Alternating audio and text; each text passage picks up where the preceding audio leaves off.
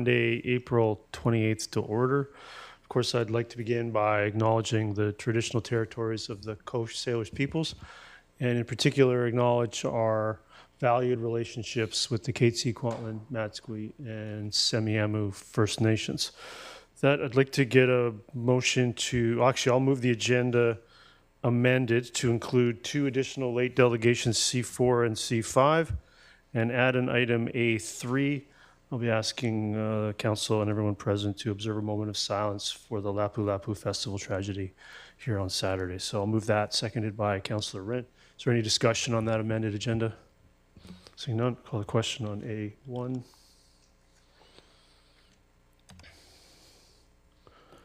That carries unanimously. And we'll start with, I'll turn it over to Councillor Bailey. He's always really good at this moment of silence regarding the annual day of mourning for workers killed or injured on the job. Councillor Bailey. This is a day that is recognized internationally for, a lot of people concentrate only on dead. It should be corrected and should always be for the injured also. So if I can get everyone to do a minute of silence for the day of dead and injured workers.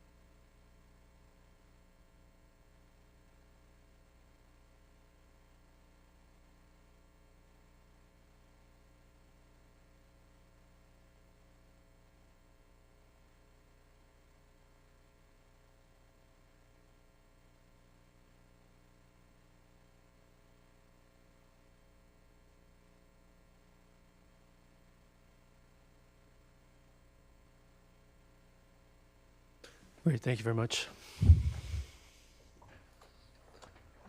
And myself and other members of council did attend 2 ceremonies today for April 28th, and I want to thank all management and staff who do the work they do to maintain as safe a workplace as possible here at the Township of Langley.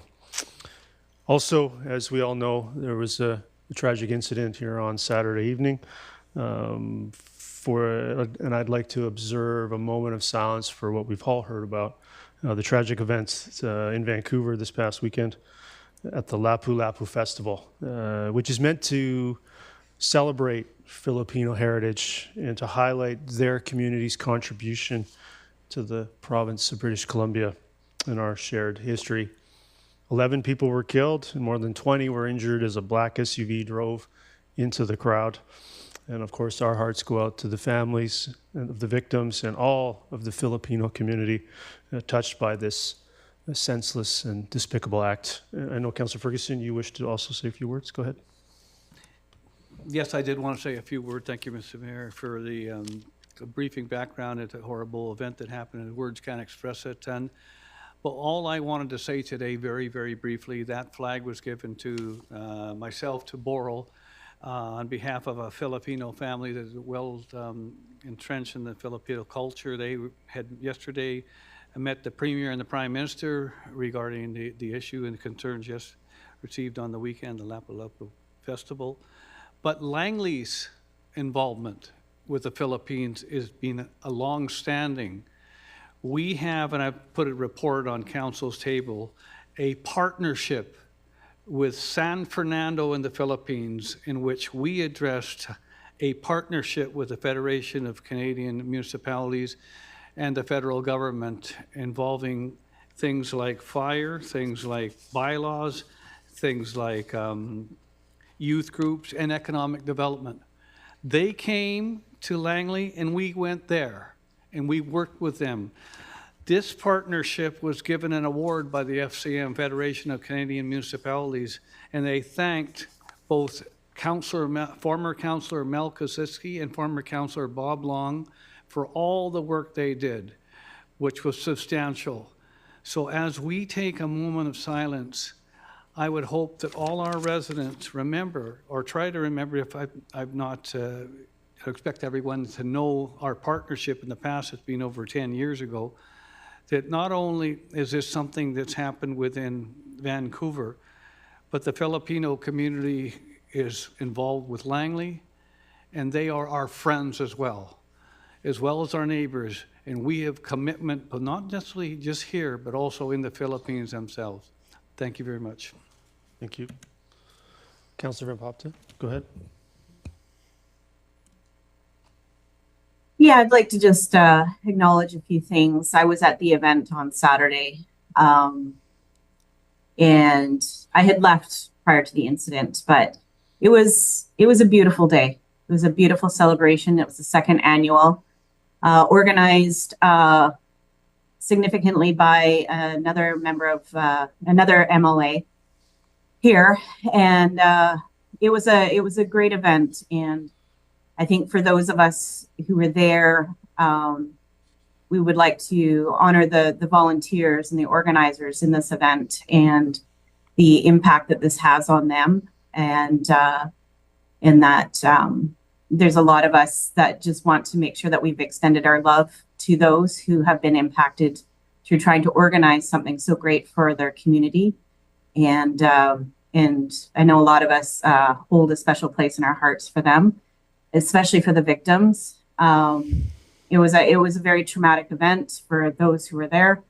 And I just wanted to make sure that we honor also the organizers who are dealing with the impacts of this on their community. Thank you. Thank you. So with that, I'd like everyone to again rise and observe a moment of silence for the victims of this senseless tragedy.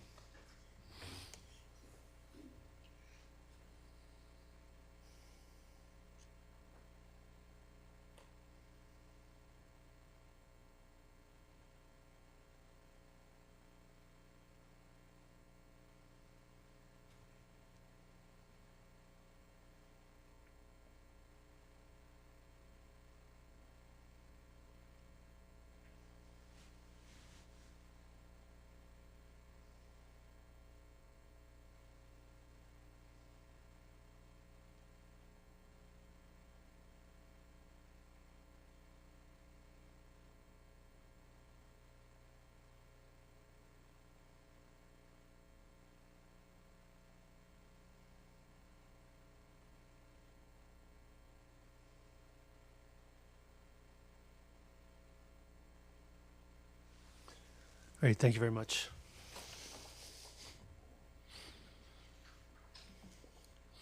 Can I get a motion to adopt the minutes of the regular council meeting of April 7th, moved by Councilor Rent, seconded by Councilor Bailey. I'll call the question on B1. That carries unanimously. And we'll start with delegations under C1. Teresa Pidcock from New Westminster and District Labor Council. Thank you for coming here today.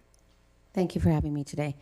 Good afternoon. My name is Teresa Pidcock, and I'm a delegate of the New West and District Labor Council, as well as a member of CUPE 728, local union in Surrey Schools. Each year, the New Westminster and District Labor Council present to city councils and Surrey school boards in our region to seek their support and recognition of the April 28th as the day of mourning for workers killed and injured on the job. We believe workplace health and safety is everyone's responsibility. This year's workers across Canada are demanding action on invisible injuries and hazards. In 2023, more than 1,000 people in Canada died as a result of their work, an increase from 2022.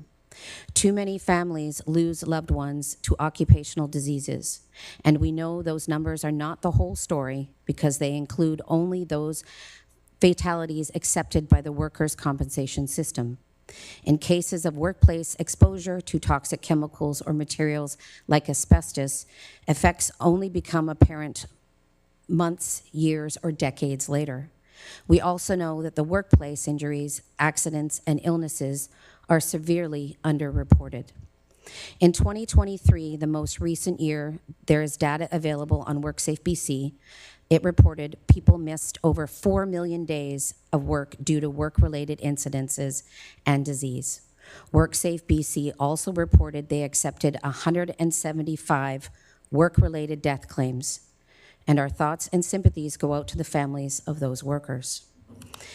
Behind each of these statistics is a working person, a family, a friend, or a neighbor.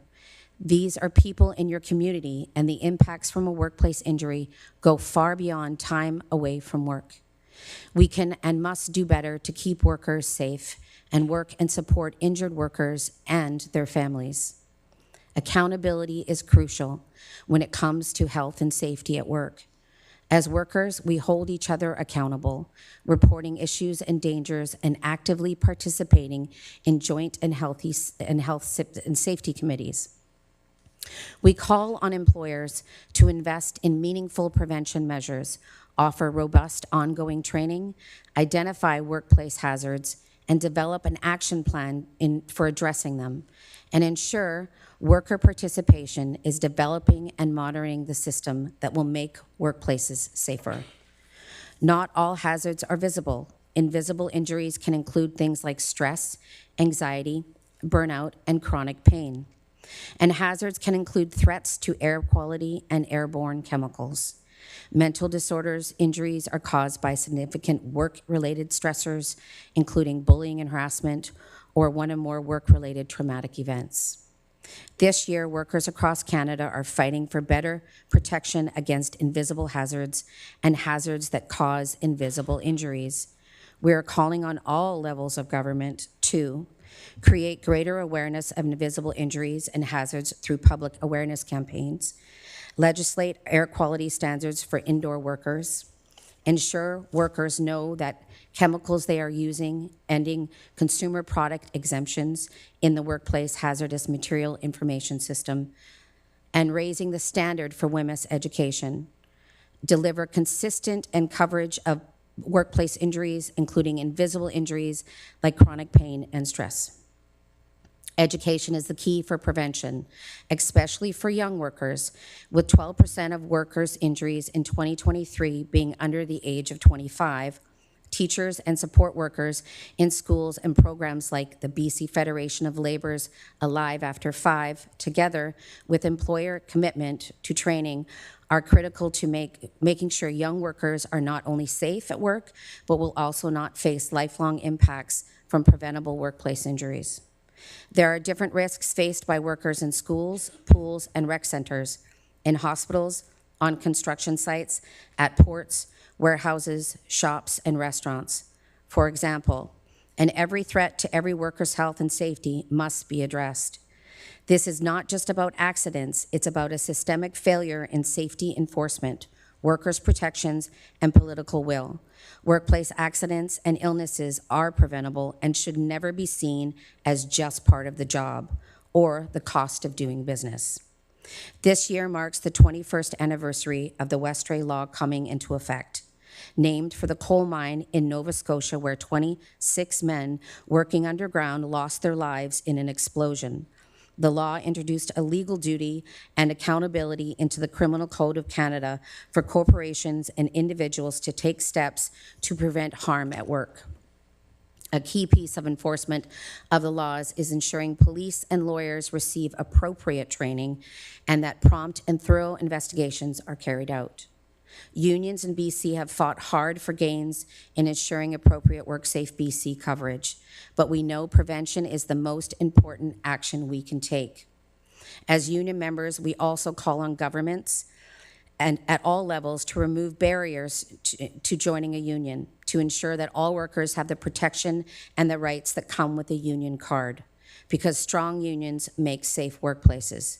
Unions in BC have a long history of advocating and taking action on workplace health and safety. I would like to thank those that joined for a mourning for workers killed if you went to an event today, so thank you very much. We do appreciate that. New West District Labour Council does put one on every year, so make sure that if you don't have an event to go to next year to take a look, because there's always something there for you to go to. Everyone here today can help us make a difference by safely conscious support, accountability, and taking measures in health and safety education in your workplace. Together, it is possible to take action, especially on invisible injuries and hazards at the workplace. Thank you. Thank you. We do have a question now from a member of council. Yeah, Councillor Bailey. Really want to thank you for paying attention to the invisibles, like mental health is creeping up, but also especially occupational diseases. The industry I come from, we have over double the rate of cancer. And we're finding out now that the neurals, ALS and other ones like that, are also at an increased incidence. You look back at the historic compromise of 1918, where workers had to give up the right to sue employers for negligence and that kind of stuff. That was a huge setback to what some of us believe.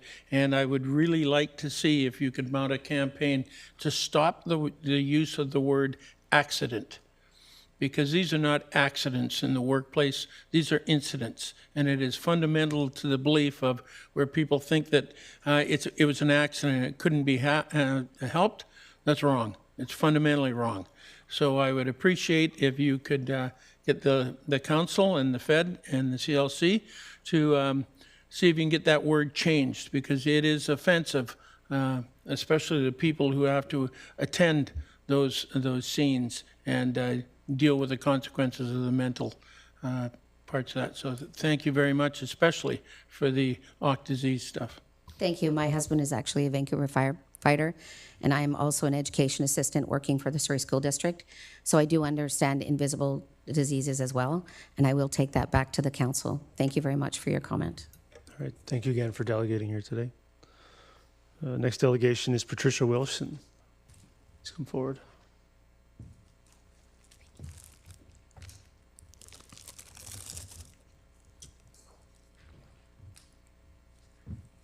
Set me up here.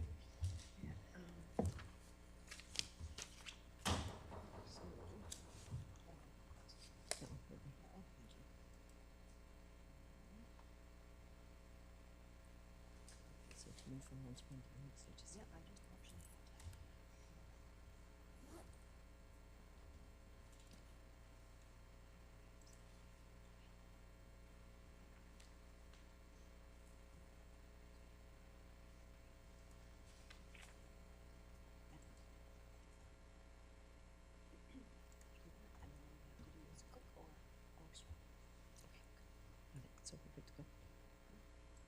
There we go. Okay, we're good to go on that. Thank you. Mayor Woodward and council members, I too would like to start by recognizing the National Day of Mourning. We remember and honor those that have lost their lives or sustained an injury or an illness in the workplace. I'm Patricia Wilson, and I'm a volunteer ambassador with MS Canada, and I'm here again this year to ask for your support in the annual MS Awareness Campaign.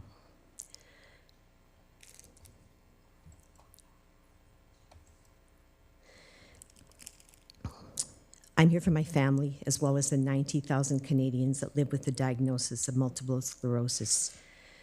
Some fun facts about MS. Multiple sclerosis is a neurological disease that affects the central nervous system and has varying symptoms, different for everyone. The cause is not completely known, but research has determined it's both a combination of environment and hereditary. And approximately 1 in every 400 Canadians live with MS. Every day, about 12 people in Canada are given this diagnosis. The average age for this diagnosis is between 20 and 49. And Canada has one of the highest rates of MS in the world. And I believe that no one needs to face MS alone. So May is MS Awareness Month. Ambassadors like me all across the country are looking to educate, advocate, and tell their story about multiple sclerosis. We support those dealing with this diagnosis because MS impacts all Canadians, not just those that live with it, but their families, their friends, and the entire communities. Funds raised from MS Bike or MS Walk or A&W's Burgers to Beat MS, various other programs across Canada support critical research on disease-modifying therapies, also called DMTs, as well as programs that improve the quality of life for all those people affected by it. So every year in May, cities and towns and villages will be declaring MS Awareness Month by signing proclamations or declarations. And coast to coast to coast, MS Canada flags will be flying. As well as on May the 30th is World MS Day, where landmarks, bridges, buildings, and monuments worldwide will be lit up in red to show global support and hope for the future. And I will share with all of you that on this day last year, 2 friends and I had completed in our MS jerseys, MS bike jerseys, our Camino trek in Spain. We got to the Santiago de Compostela Cathedral, and we got a blessing from the priest there on that day. It was very special, and it meant a lot for World MS Day. I will also thank this council, all of you, for the signed declaration from last year and the red illumination on the 200th Street pedestrian walkway that you've done the last few years. It's very heartwarming to see that. Thank you. So I'm here. And my ask this year is that Township of Langley fly an MS Canada flag, of which I happen to have brought one with me. That you will sign a declaration showing support for MS awareness in May. And once again, on World MS Day, that the township illuminate a landmark in red, because everybody knows somebody with MS. Thank you.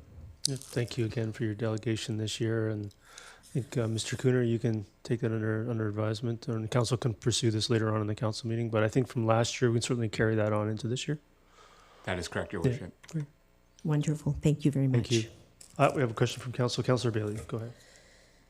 Yeah, Ms. Wilson, I know you've been at this a long time, and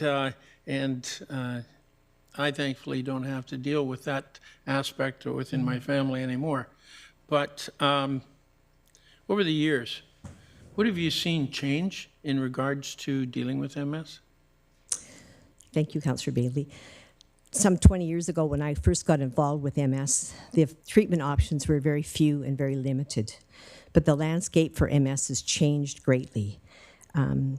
There's a huge range of disease-modifying therapies, DMTs, and a lot of them are being researched right here in Canada. Some of the research is bringing us closer to reversing the damage by MS, and something we all hope for, a cure. Thank you. And I see you had the City Hall in Vancouver lit up. What are the other jurisdictions doing? Well, we're very grateful because we have huge support in the Lower Mainland. The Lafarge Lake Fountain gets lit up each year. The City of Burnaby lights up its City Hall, as well as City of Vancouver. The Cauldron, the Olympic Cauldron, gets lit up in red. Canada flags, Canada Place, the sails get lit up in red. There's huge amounts. This year, again, the White Rock Pier is lighting up in red, as well as we got some flags being lit up around the city, which is pretty heartwarming as well. It's going to be a well-done year, and we thank you for your support for this. Thanks, good work. Thank you. I concur. Good work. Thank you. Thank you very much. Next delegation is Herb Jameson.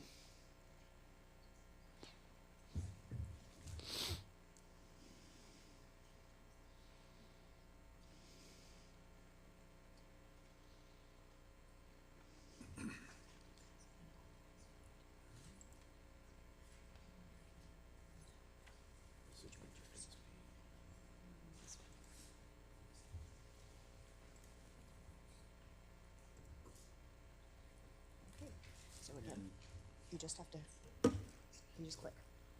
Left click? Yeah. First line? Yes. Okay.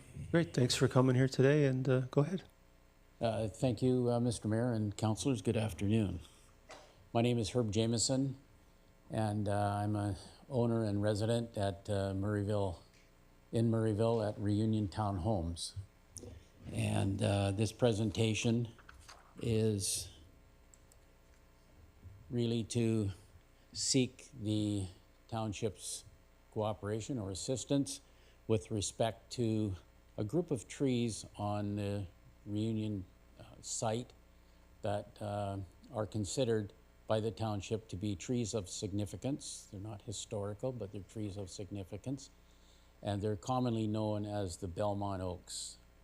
So the question you might ask is, why would we ask that the township consider care and maintenance for the trees going forward? So first of all, the Murrayville neighborhood.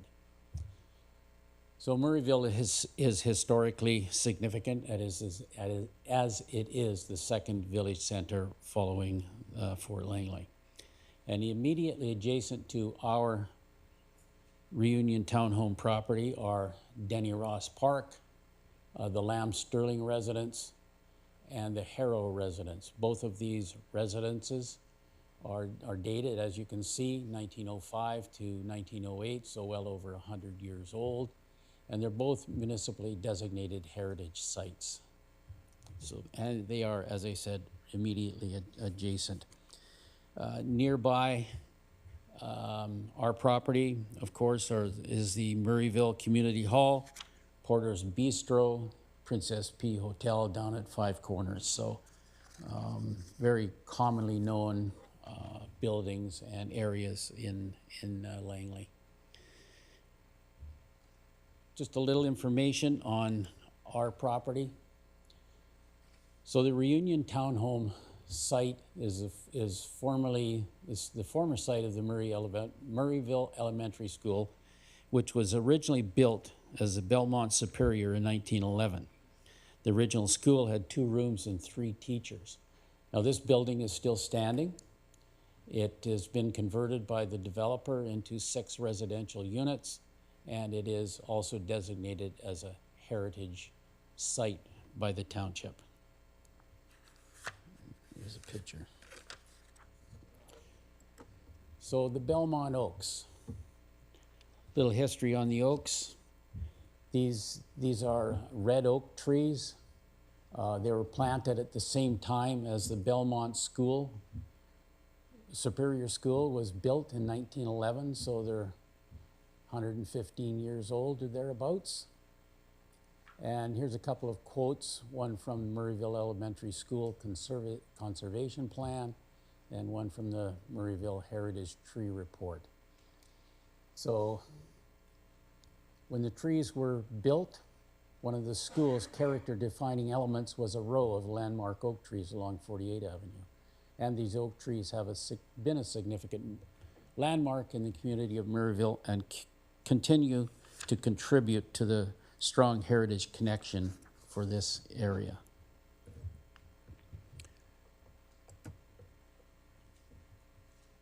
The oaks. The tree's overall health and vigor will be determined by live crown ratio, structural defects, infestations, and pathogenic infections. So I won't read the rest of it, but these are big trees, and this is an overview of where the trees are located. So north is 48th Avenue. You can see the circles represent each individual tree along 48th Avenue. And just to the north of, I guess, the circle of the trees, you can see the property line. So the property line is, the trees are pretty adjacent, pretty close to the property line. And in fact, much of the canopy of the trees overhangs the sidewalk along 48th Avenue and in fact onto 48th Avenue. So,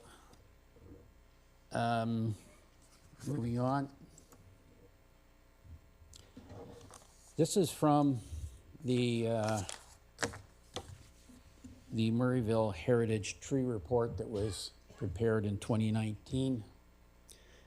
So of the 10 trees, 4 are classified as good, 6 are classified as fair. But as per the report, you can see that there are some issues with the trees. Fractured bark, underlying decay in the stem, girdling root. I had to look that up to know what it was. Dead limbs, cavity at base may indicate decay. Fungal conchs may indicate root decay. Dieback in the upper crown, dieback of lateral branches, small pockets of decay were identified. So 115 years old, they're starting to have some issues. So the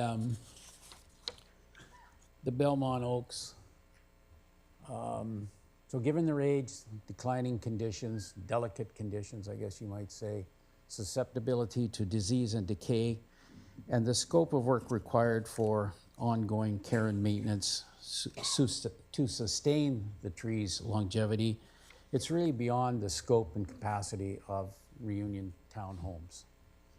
So in recognition of the tree's legacies, the importance to the Murrayville community, the Strata Council respectively requests the township assume ongoing care and maintenance for these significant trees. And we note on the township website that the township employs staff who have specialized training to maintain trees and keep them healthy. That's I guess that's part of the tree maintenance program that the township has in place for all municipal trees. Lastly, I want to talk about the partnership that we already have with the township.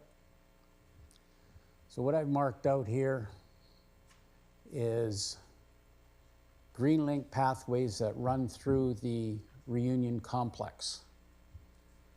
So we are responsible for care and maintenance of those paths.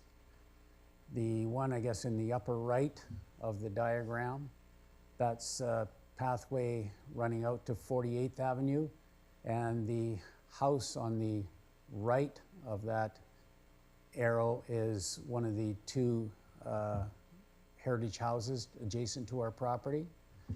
The two arrows below, that's a green link pathway, and it's called the Denny Ross Park Connector, and it runs from Denny Ross Park, which is on the lower right of that diagram, and runs east-west and then north-south, and runs south to a residential cul-de-sac and cul-de-sac. Yeah. And so there's a picture of that back pathway, if you will, running out to the cul-de-sac. So you can see that it's got blacktop landscaping. There's lighting along the left hedge there, if you will, fencing. So we are responsible for the landscaping of all these green link paths. We're responsible for fencing. We're responsible for the lighting. We're responsible for the surface of the pathways, including maintenance and repairs. We've already installed root barrier to protect the smoothness of the pathways. We've put in baffle gates because the paths actually cross some roadways. And we're also responsible for snow removal, ice melter maintenance during the winter months. So we, again, we do have a partnership with the township with respect to certain aspects of our property. So we're hopeful that council will consider, I guess, us taking the responsibility for those oaks, because as I said, it's beyond really our capacity of and resources. All right, thank you. I've got a question from Councilor Richter.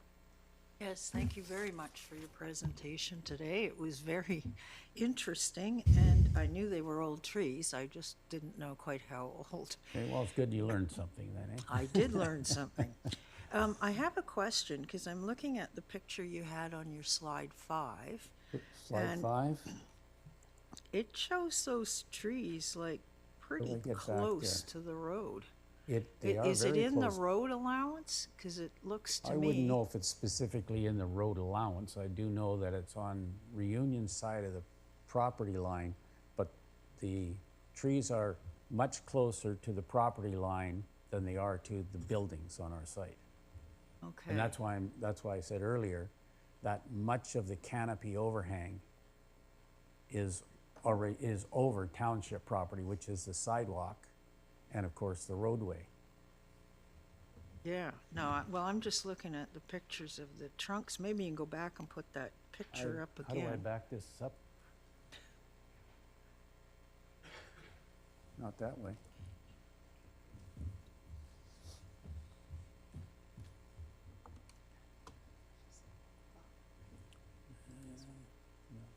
Yeah, that's the picture there.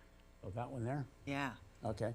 yeah, if those are the trees, Yes. it would appear to me those trees are in the right-of-way, which means they are the township's responsibility.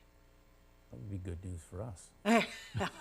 Well, I certainly think we need to refer your delegation to staff to follow up on that because, yeah, if that's in the right-of-way that belongs to the township, it is our responsibility.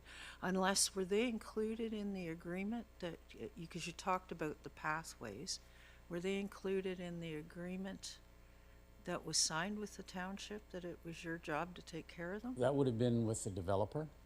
Ah, okay. So then the developer, and we've never received any, I've asked actually the township for copies of contracts with Yeah. respect to maintenance and haven't been provided with anything. Okay. Well, I think there is definitely an issue here that staff has I mean, to we've pursued investigate. the heritage aspect of it, but they're not heritage trees. And I've dealt with Ava Green on some of these matters, right? Because as I said earlier, the schoolhouse is designated heritage, so we're eligible for certain grant funding under the heritage program for certain aspects of work we might do at the schoolhouse. We call it the schoolhouse still, so.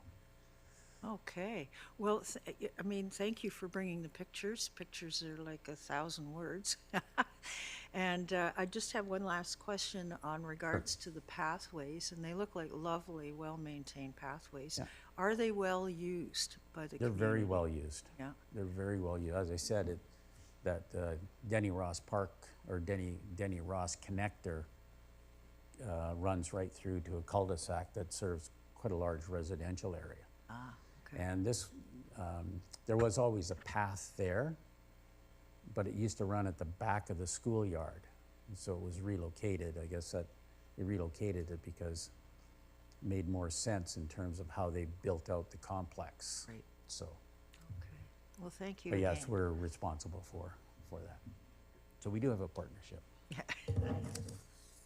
Any other questions? Yes, Councilor Ferguson. Yeah, thank you, Mr. Jameson, Herb, for coming. I'm familiar with the reunion. That is a beautiful site. Thank you. I don't think you're in a big hurry to sell. It's, I've actually had some challenges with trees, especially older trees. And what they do, and I want to ask you if it's happening in your neighborhood amongst these trees, is when they start showing signs of dying or stressing, they call it, the arborist calls it, they start dropping branches and things like that. Has that happened as of yet? Yeah, in windstorms, we do get some branches we have had some branches come down. And fortunately, there's been no damage, but in one instance, we probably had a limb come down that's, 4 inches. They have landed in the, right under the tree, so they haven't hit one of our townhomes.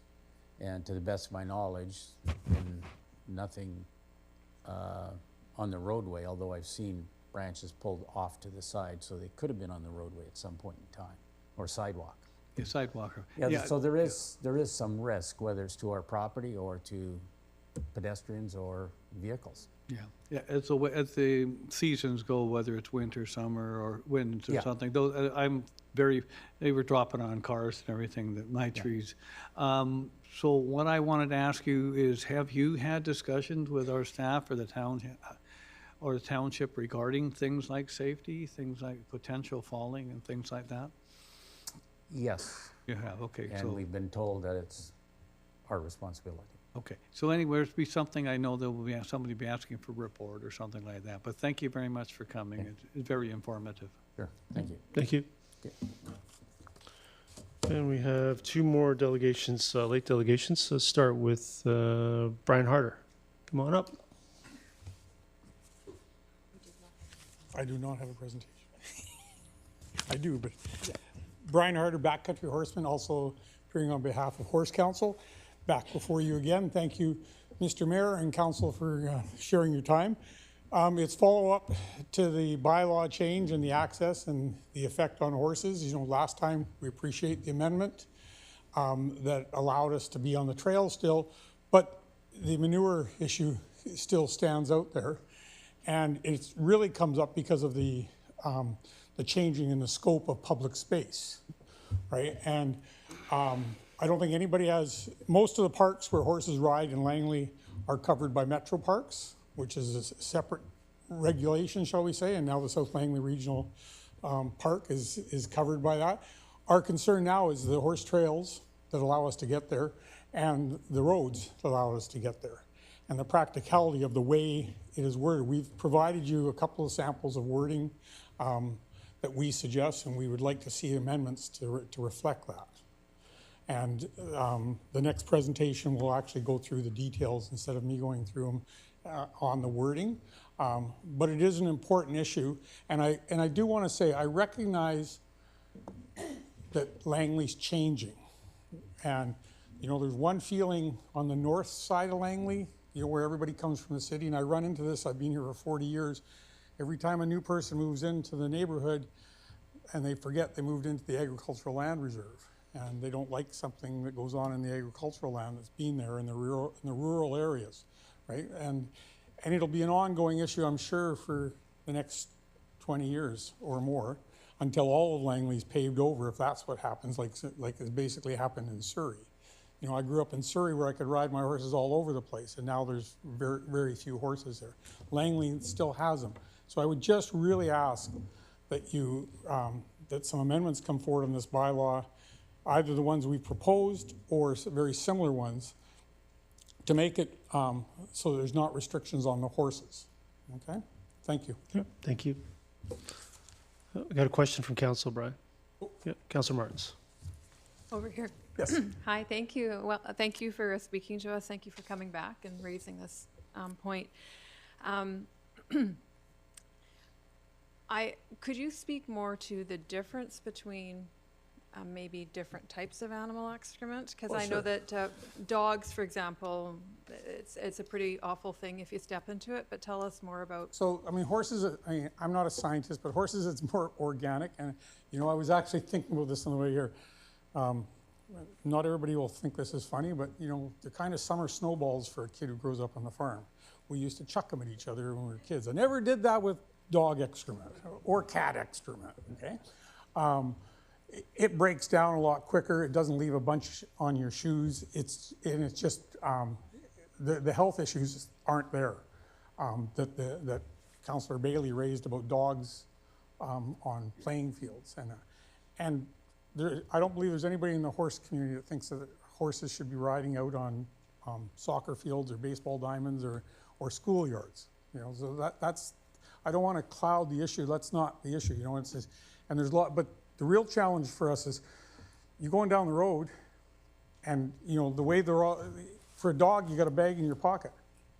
What am I going to do? Have a shovel and I'm going to get off in the middle of the road and cause an accident?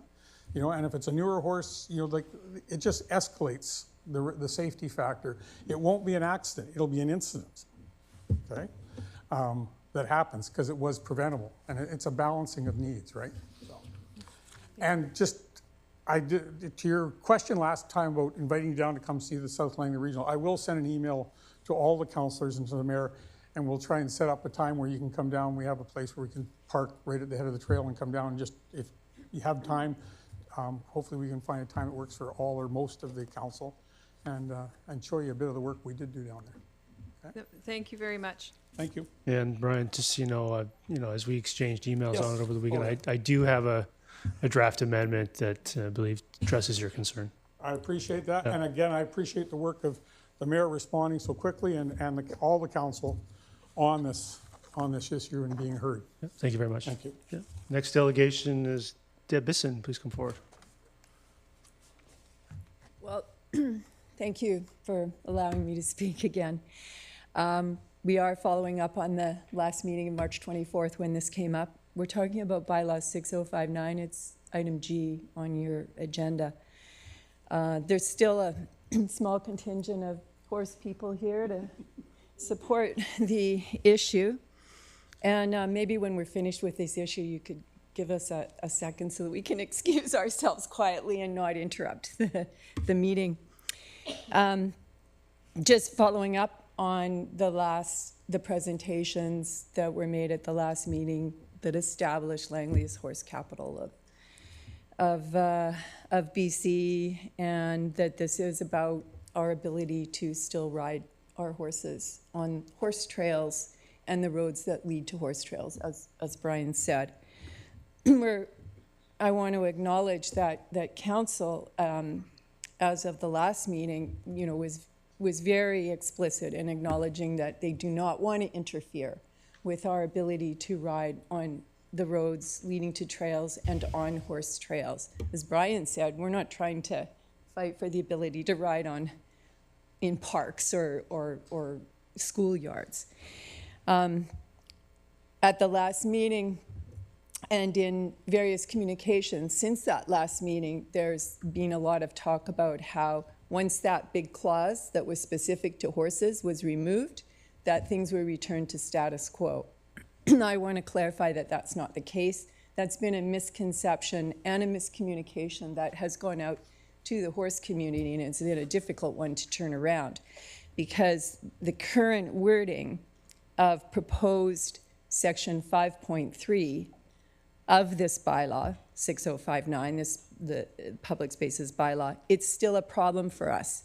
And all three clauses are a problem. The first clause, paragraph 1, basically is the one that says we have to carry equipment to pick up manure on the roads. And we've already talked about manure. And what Brian didn't mention is if you go down any road, manure breaks down super fast on the trails. Like manure that was there 1 week is basically gone 3 weeks later. But clause number 2, first clause number 2, because incorrectly there are two clause number 2s. First clause number 2 basically doesn't allow horses in any public place. And public places used to be just schoolyards and parks, but with the expanded definition, it's now includes roads and trails. And I know that Mayor Woodward knows this because we've been communicating back and forth, but I'm basically just saying this so it's all clear for all of council. And then second clause number 2, which should be clause number 3, or paragraph rather, number 3, basically says that the manure has to be removed immediately. Like you can't just drive back later and pick it up. So those are the 3 problematic clauses that we're dealing with, and we understand that there's a commitment that those clauses will be addressed. We proposed a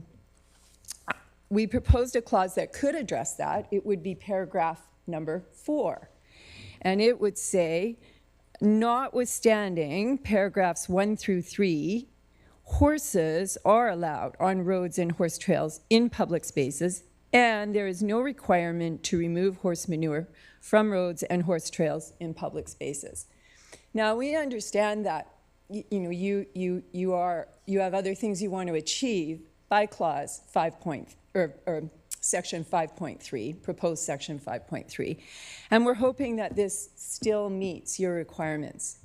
Horses won't be allowed in schoolyards. They won't be allowed in parks. You won't have a problem with manure in schoolyards or parks.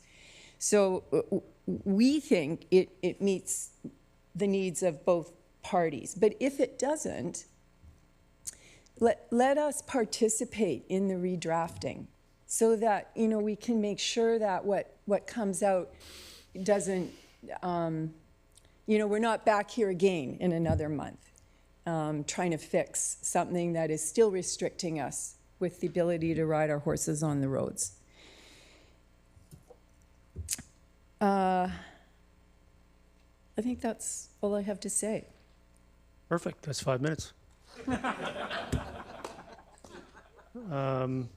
Yeah, so I appreciated the communication back and forth, and We do too. yeah, and I will admit that with the number of items that I was dealing with, that I may have not looked at it with the fine tooth comb that I probably should have. So when you brought it back to my attention, I went and looked at it again, and I understand the desire for an assurance that bylaw enforcement's not driving around behind horses handing out tickets. So, and I know that won't happen, but you don't know that. So what I think is really important is what you brought to our attention, and what the amendment that I will present with some small tweaks from our legal staff is that there will be the addition of explicit permission, okay? And that will be added to the bylaw to the benefit of your community, and I think that's necessary. That sounds good, and maybe there could be a motion in this meeting instructing staff, as there was in the last meeting. But let me just also say one thing. In the communications that went back and forth, it seemed there was an implication of, well, you don't need to worry about this because, there's no way bylaw enforcement can be driving around behind all your horses and telling you to pick up your manure. I would just say this. It doesn't make sense, to me anyway, to draft something that can't be enforced. Better to clean up the wording completely and make it so that it's clear and specific what is going on, as opposed to trying to maybe satisfy one constituent by saying, something about manure on roads, but then to another constituent, well, don't worry, it's really not enforceable. And also, what one council does in your election process while you're sitting doesn't, necessarily carry through 10 years from now. They'll look at something and say, well, this needs to be enforced. So I would say, I would just caution, be careful with that, if that is part of the intent. Yeah, and I think that that's a point well taken, and something that I reflected on yesterday when I finalized some of that work for today. And it is always a nuance that sometimes the bureaucracy struggles with, to determine that there are always going to be the extreme edge case scenario that must be accounted for in the bylaw, when reasonable people don't behave the way that that the bylaw is necessarily being drafted for. And this occurs in a number of different bylaws. And the situation really is that most of the time, vast majority of the time, there really aren't significant issues that lead to strict enforcement, even though it's in the bylaw. So, but your point has been well taken, and your feedback has been heard, and the amendment will be put to council. I have a question from Council. Council Richter, go ahead. Yes. Now, you mentioned trails and parks. Do you, I think you mean playing fields when you're talking about parks, not passive parks. Because we do have some passive parks, like down 248th Street, for example, and I'm pretty sure horses ride through. And on a trail, though. Yeah, on a trail. So that's a tricky one. I mean, in my proposed amendment, I referred to something I called horse trails, and I didn't define it. And is that a problem? Well, it could be. One could say, well, what's a horse trail? I would say, if you follow the rules of legislative interpretation, a horse trail would be something that is designated by frequency of use by horses, by, for example, we talked about step over gates in the last meeting, or maybe signs. Maybe one day you have to define horse trails. But if something isn't an issue, a big issue, like if you've had one complaint or whatever, but if something's not an issue, then it's not a good idea to legislate it. It just makes more work for everyone, and more work for enforcement, and more work for trying to figure out the wording. And so we're not trying to say we should be allowed to ride through parks, just a horse trail that goes through a park. Okay. So I think you've clarified it for me. Thank you very much. All right, thank you for your delegation, your second delegation. Appreciate it very much. Thank you. So we have 3 presentations from staff. And the first one is regarding the airport governance review, and the second one is regarding the regional airport strategic plan.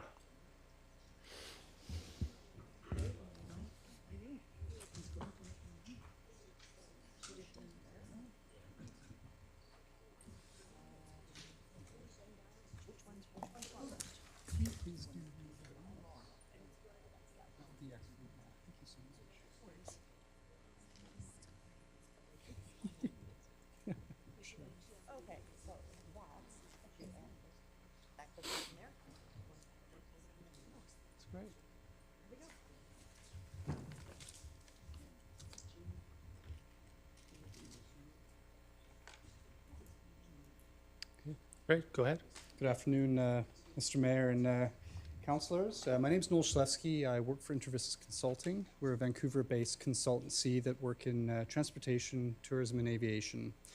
This governance review assessment that I'm providing today serves to accompany the strategic plan dated looking towards 2045.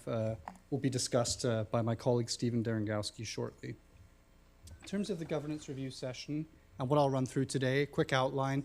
We'll just have a quick overview of the current state of the Langley Regional Airport, talk about some current issues.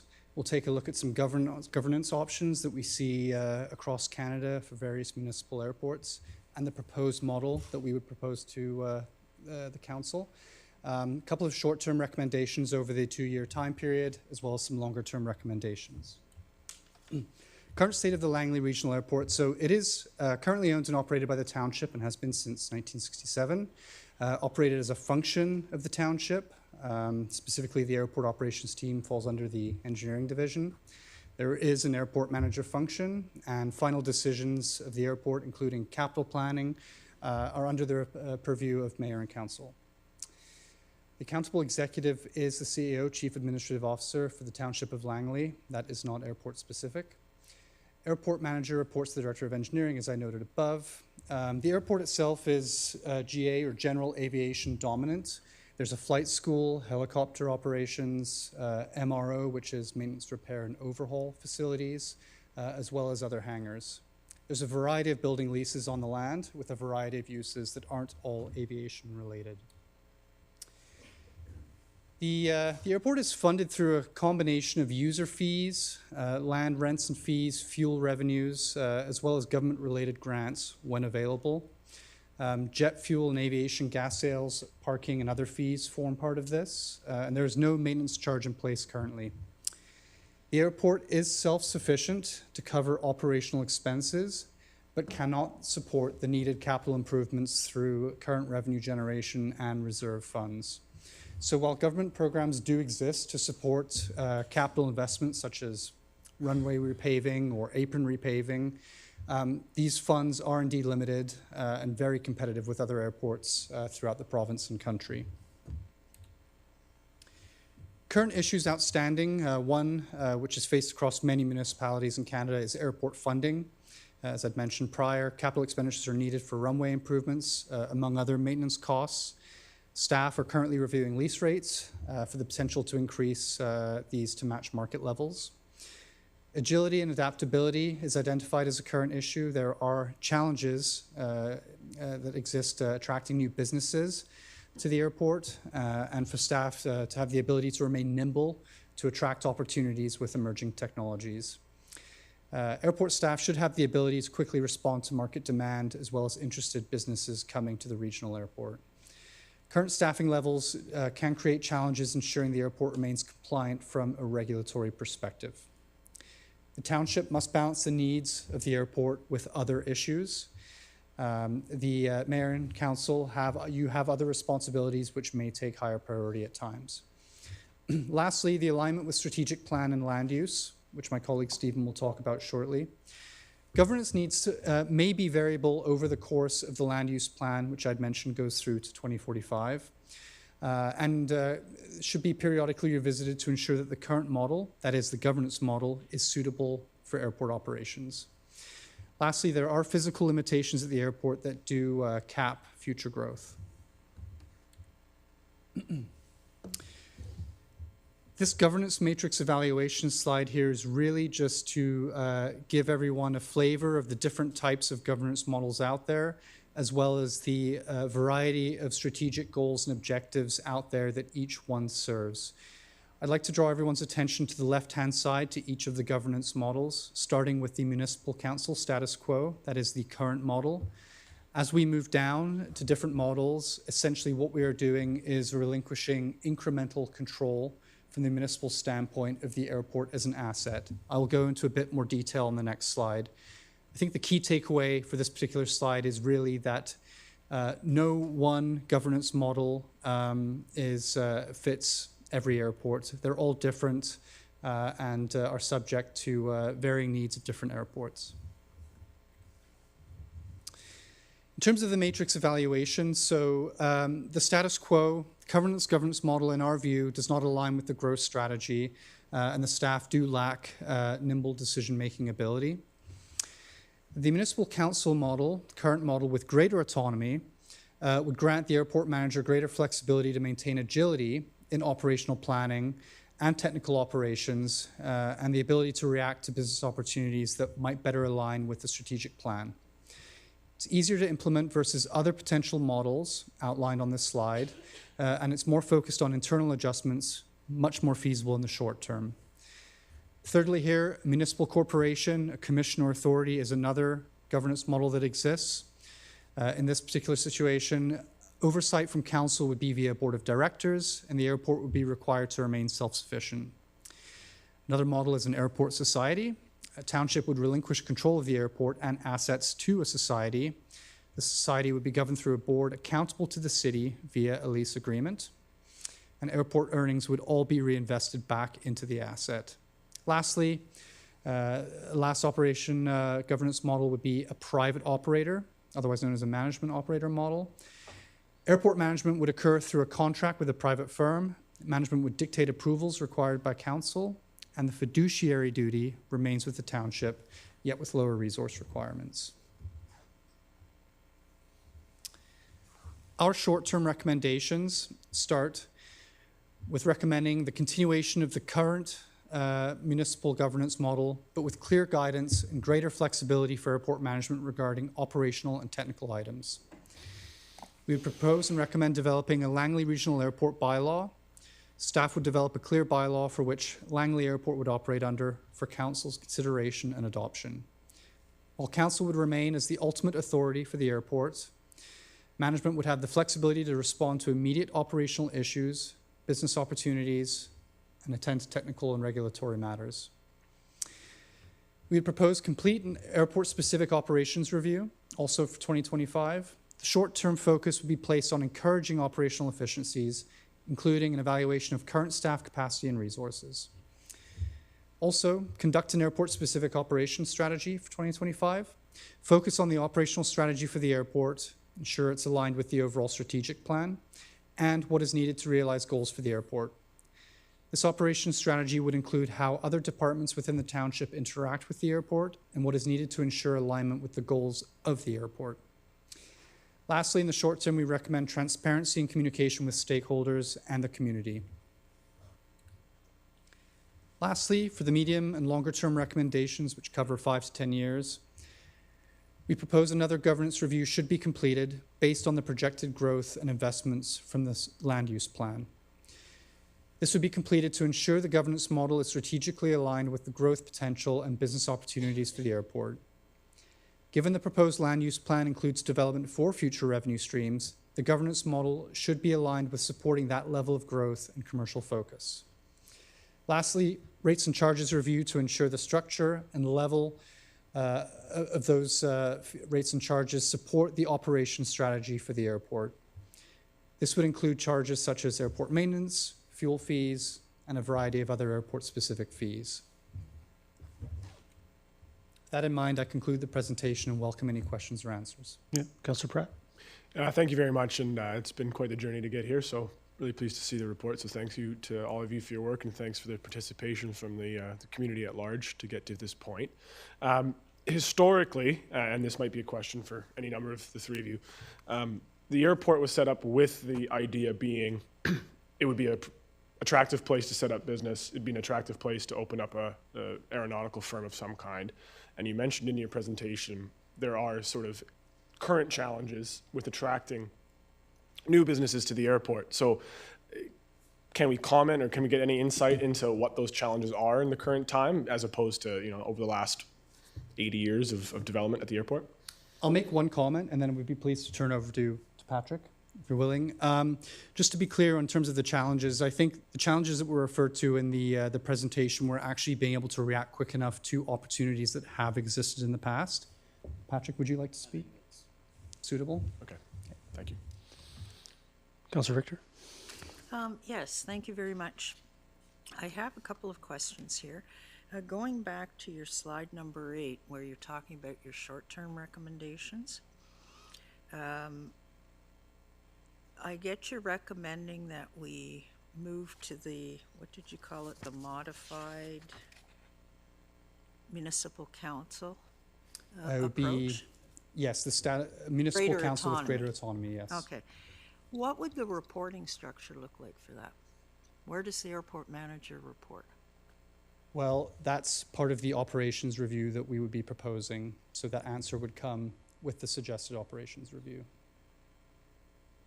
I may But for jump all in on intents this and one. purposes- The bylaw has to come first, so. I see. For all intents and purposes, the reporting would remain Just going the to same. give Mr. Cooner a chance to answer. Go ahead, Mr. Yes, Cooner. to your worship, to Council Richter, the intent of municipal council with greater autonomy would be that a proposed bylaw would come forward for council's consideration. The exact reporting structure would remain the same. That would be that the airport manager would report up to the director of engineering, who then would report up to myself. Okay.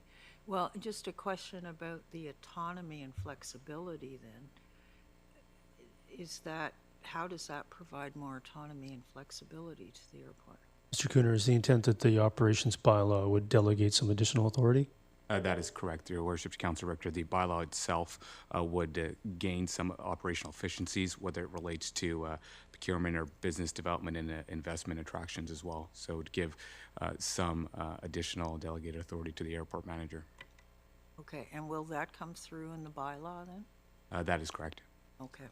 My second question goes to the last slide that you showed, number 9. And you're talking about structure and level support for the operations strategy. Now, it seems to me one of the big issues, or at least one of the biggest ones that I've heard, is about capital investment for things like runways. Where does that money come from? So in many cases, a lot of municipal airports do have to rely on outside funding, whether it be through government grants from various levels, or in many cases, they do have to rely on some municipal funding as well. In this case, I think we would look at all options available in terms of what funding would be available from grants, specifically for capital funding. Yeah, because in the second report, which I'm sure will be discussed, we're looking at 69 million.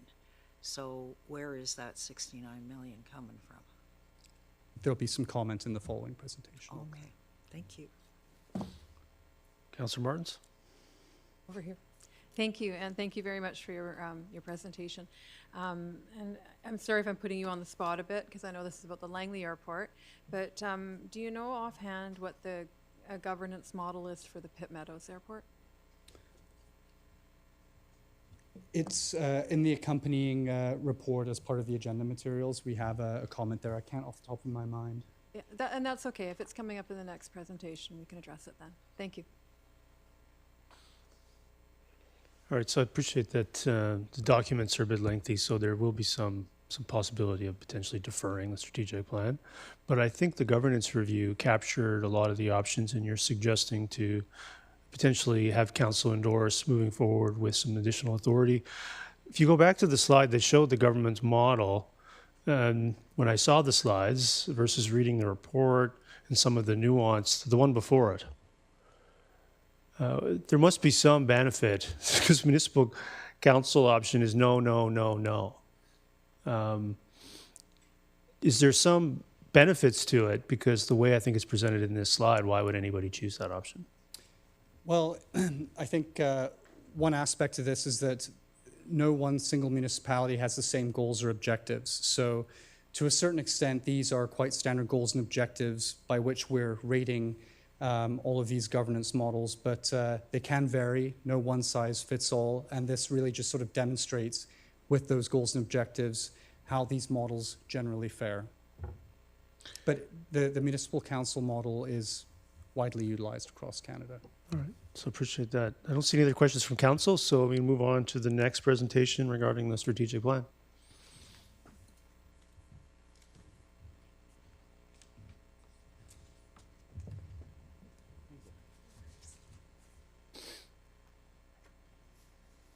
The one that looks just like it, just with different text.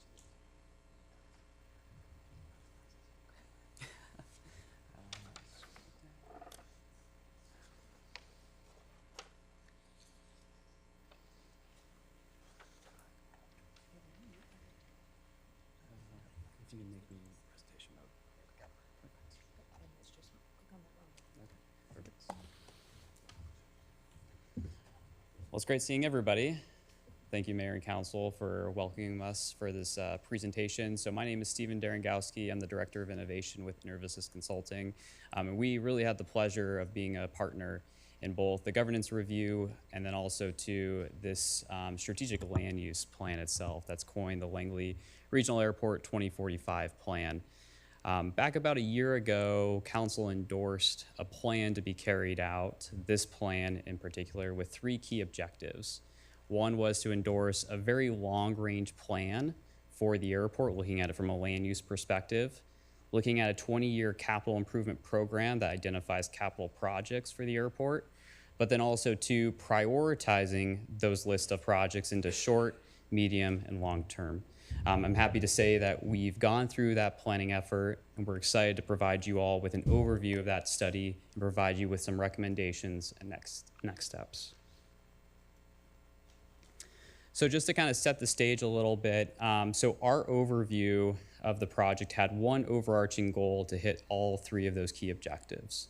And that was to create a strategic plan to optimize the available land at the Langley Regional Airport that promotes long-term economic growth, is compatible with tenants and user operations, and aligns with industry trends and promotes development for the community. So it was with this goal in mind that we used to make sure that we're hitting all 3 of those key pillars that were set out by Council. As part of our task in particular, it was carried out into 6 of those tasks that you see here on the screen. So the first one in particular was the kickoff for the actual project itself, and that also included a very extensive outreach effort as well too, not only with airport staff, but then also too with airport tenants. So this was done through a series of visioning workshops, and we'll kind of show you some of the results of that, to actually start the foundation of what could be the future of the Langley Regional Airport. From there, we documented existing conditions to get a baseline of both how the airport functions, how it operates, the financial aspects of the airport itself, to understand, what makes Langley Regional Airport tick on a day-to-day basis. From there, we established facility requirements, taking existing reports, existing demand forecasts that have been done to see what are the checklist of items that need to be done in order to go into that future plan. Item number 4 on the right-hand side of the screen is the strategic land use concept. So that's where we take the checklist of facility requirements and we graphically display those on page and how can they incrementally work within the existing structure of the airport itself from a land use perspective. Item number 5, the development program. This is where we look at the preferred land use plan itself and then see how the next 20 years of capital projects need to be sequenced in order to achieve that land use plan itself. And then item number 6 is the project results. That's the summary of everything into a nice report and presentation. And I don't want to be in a rush, but if you read every slide, we're going to be here for a long time. So if you could Absolutely. just, that'd be great. Thanks. Absolutely, Okay. yes. You can just summarize them for us. We can all read them. Thank Absolutely. you. Yeah. So on this slide here in particular is the summary of what we've heard back in November. So this is all from the tenants. You can see there on the screen some of the key things that they're looking for as part of the future of the Langley Regional Airport. The bottom numbers in particular just provide kind of a synopsis of the level of engagement we got from the initial November visioning session itself. So, roughly over 100 participants, and then the level of hours that were spent during that initial outreach. So in order for us to define a future land use plan, we first have to define the existing land use plan. So shown there on the screen are the 6 land use concepts in particular. The big thing to note here is we started with 6 initially, but from tenant feedback and from airport feedback, we actually whittled it down to 5. So we combined helicopter operations and business aviation together with one another. The reason for that is because how much cross-pollination there are between those 2 different land use definitions. So that's just one example on how we take tenant feedback into the overall plan itself. Here shown on the screen is just the existing land uses themselves. So taking those definitions that we defined specifically for this report and graphically showing it here on the screen. Big thing to note here is most of Langley Regional Airport consists of both business aviation use and general aviation use that you can see there based on the colors that are used, and then also to the areas that are shown on the right-hand side of the graphic. So when we defined the existing land uses and then also moved into defining the facility requirements, there were essentially 3 groups in which we defined each of the facility requirements into. The items on the left-hand side are the airfield requirements, showing the potential need to extend both runways to provide additional flexibility and capabilities for the airport in the future. Improving some of the taxiway connectors just to enhance situational awareness and safety as well too at the airport, but then also to ensuring adequate apron space to accommodate both based aircraft uses, circulation, and transient aircraft as well. Items in the middle, those are more or less your hangars, your support facilities, more or less more hangars in the future based on forecasted demand scenarios, also too based on what we've heard from tenants. Items on the right-hand side, those were more level of service items, amenity offers that most of the tenants provided to us during either the visioning sessions or during the individual workshops as well too. So we took those checklists of facility requirements and we started to lay them down to see, is it feasible for some of these items to actually be accomplished given the existing footprint that Langley Regional Airport is. The high-level notes with the ultimate airfield configuration and why we start with the airfield first is it's the most demanding, has the most regulatory compliance aspects of it. So we always start with the airfield first and then build the land use around it. So for runway 0725, that one, we went through an evaluation, determined that it is feasible to extend that runway 57 meters. The reason we felt it was acceptable to extend was there's no immediate obstructions associated with it. There is a canal, there is a walking path in it. However, those could be moved over time as demand and capacity materializes. When it relates to runway 119, the proposed extension was 253 meters from the facility requirements. Given where Fraser Highway is, 216th Street and 56th Avenue, there wouldn't be enough land to make that work, so it was determined to not be feasible. And then we showed a preferred modification to the taxiway system based on what we heard from other stakeholders on how to resolve those safety challenges.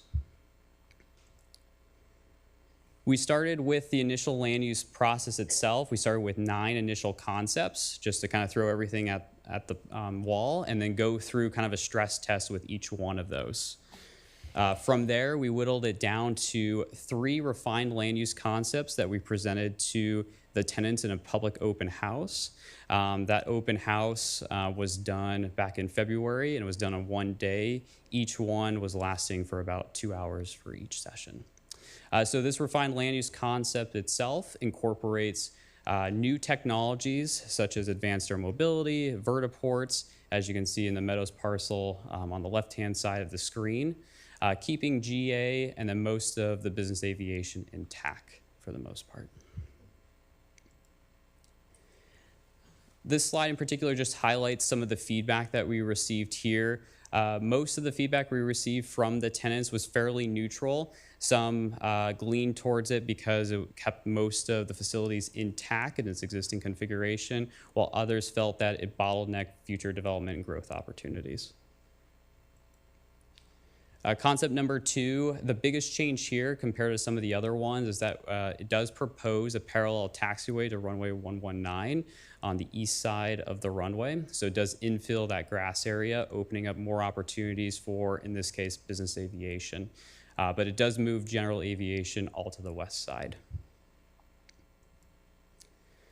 The tenant feedback that we received was fairly neutral on this one as well.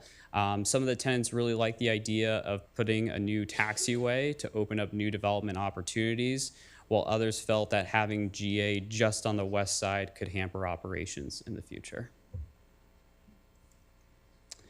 And finally, the refined land use concept number 3 is a little bit of hybrid of some of the other ones that were presented. It keeps that parallel taxiway, moves all of GA to the west side, and then opens up additional land and opportunity for the Museum of Flight and other support facilities for the airport to support the safety and operations that are occurring. This one, for the most part, was generally viewed as a more promising option out of the three that were presented during the tenant open house. Again, a lot of them gleaned towards the fact that there was a parallel taxiway, provided some more flexibility and accommodations for new technologies such as advanced air mobility on the Meadows parcel, and additional opportunity for other types of development in the future.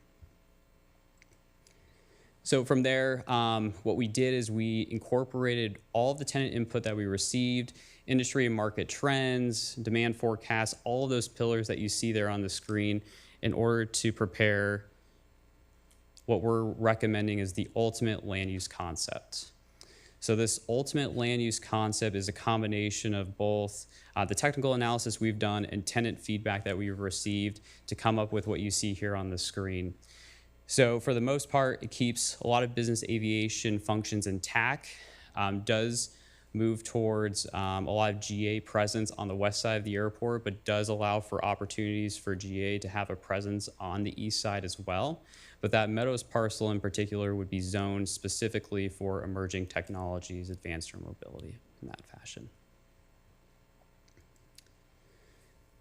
So from that land use plan itself, we went through a capital improvement plan itself in order to develop how do you get to a 2030 year vision itself. So shown here on the screen is a 20-year capital improvement plan, and we have identified some potential funding sources as well. One of the big goals that we had with this is how do you leverage other funding sources first? How do you leverage provincial funding sources, federal funding sources first, before looking at township dollars?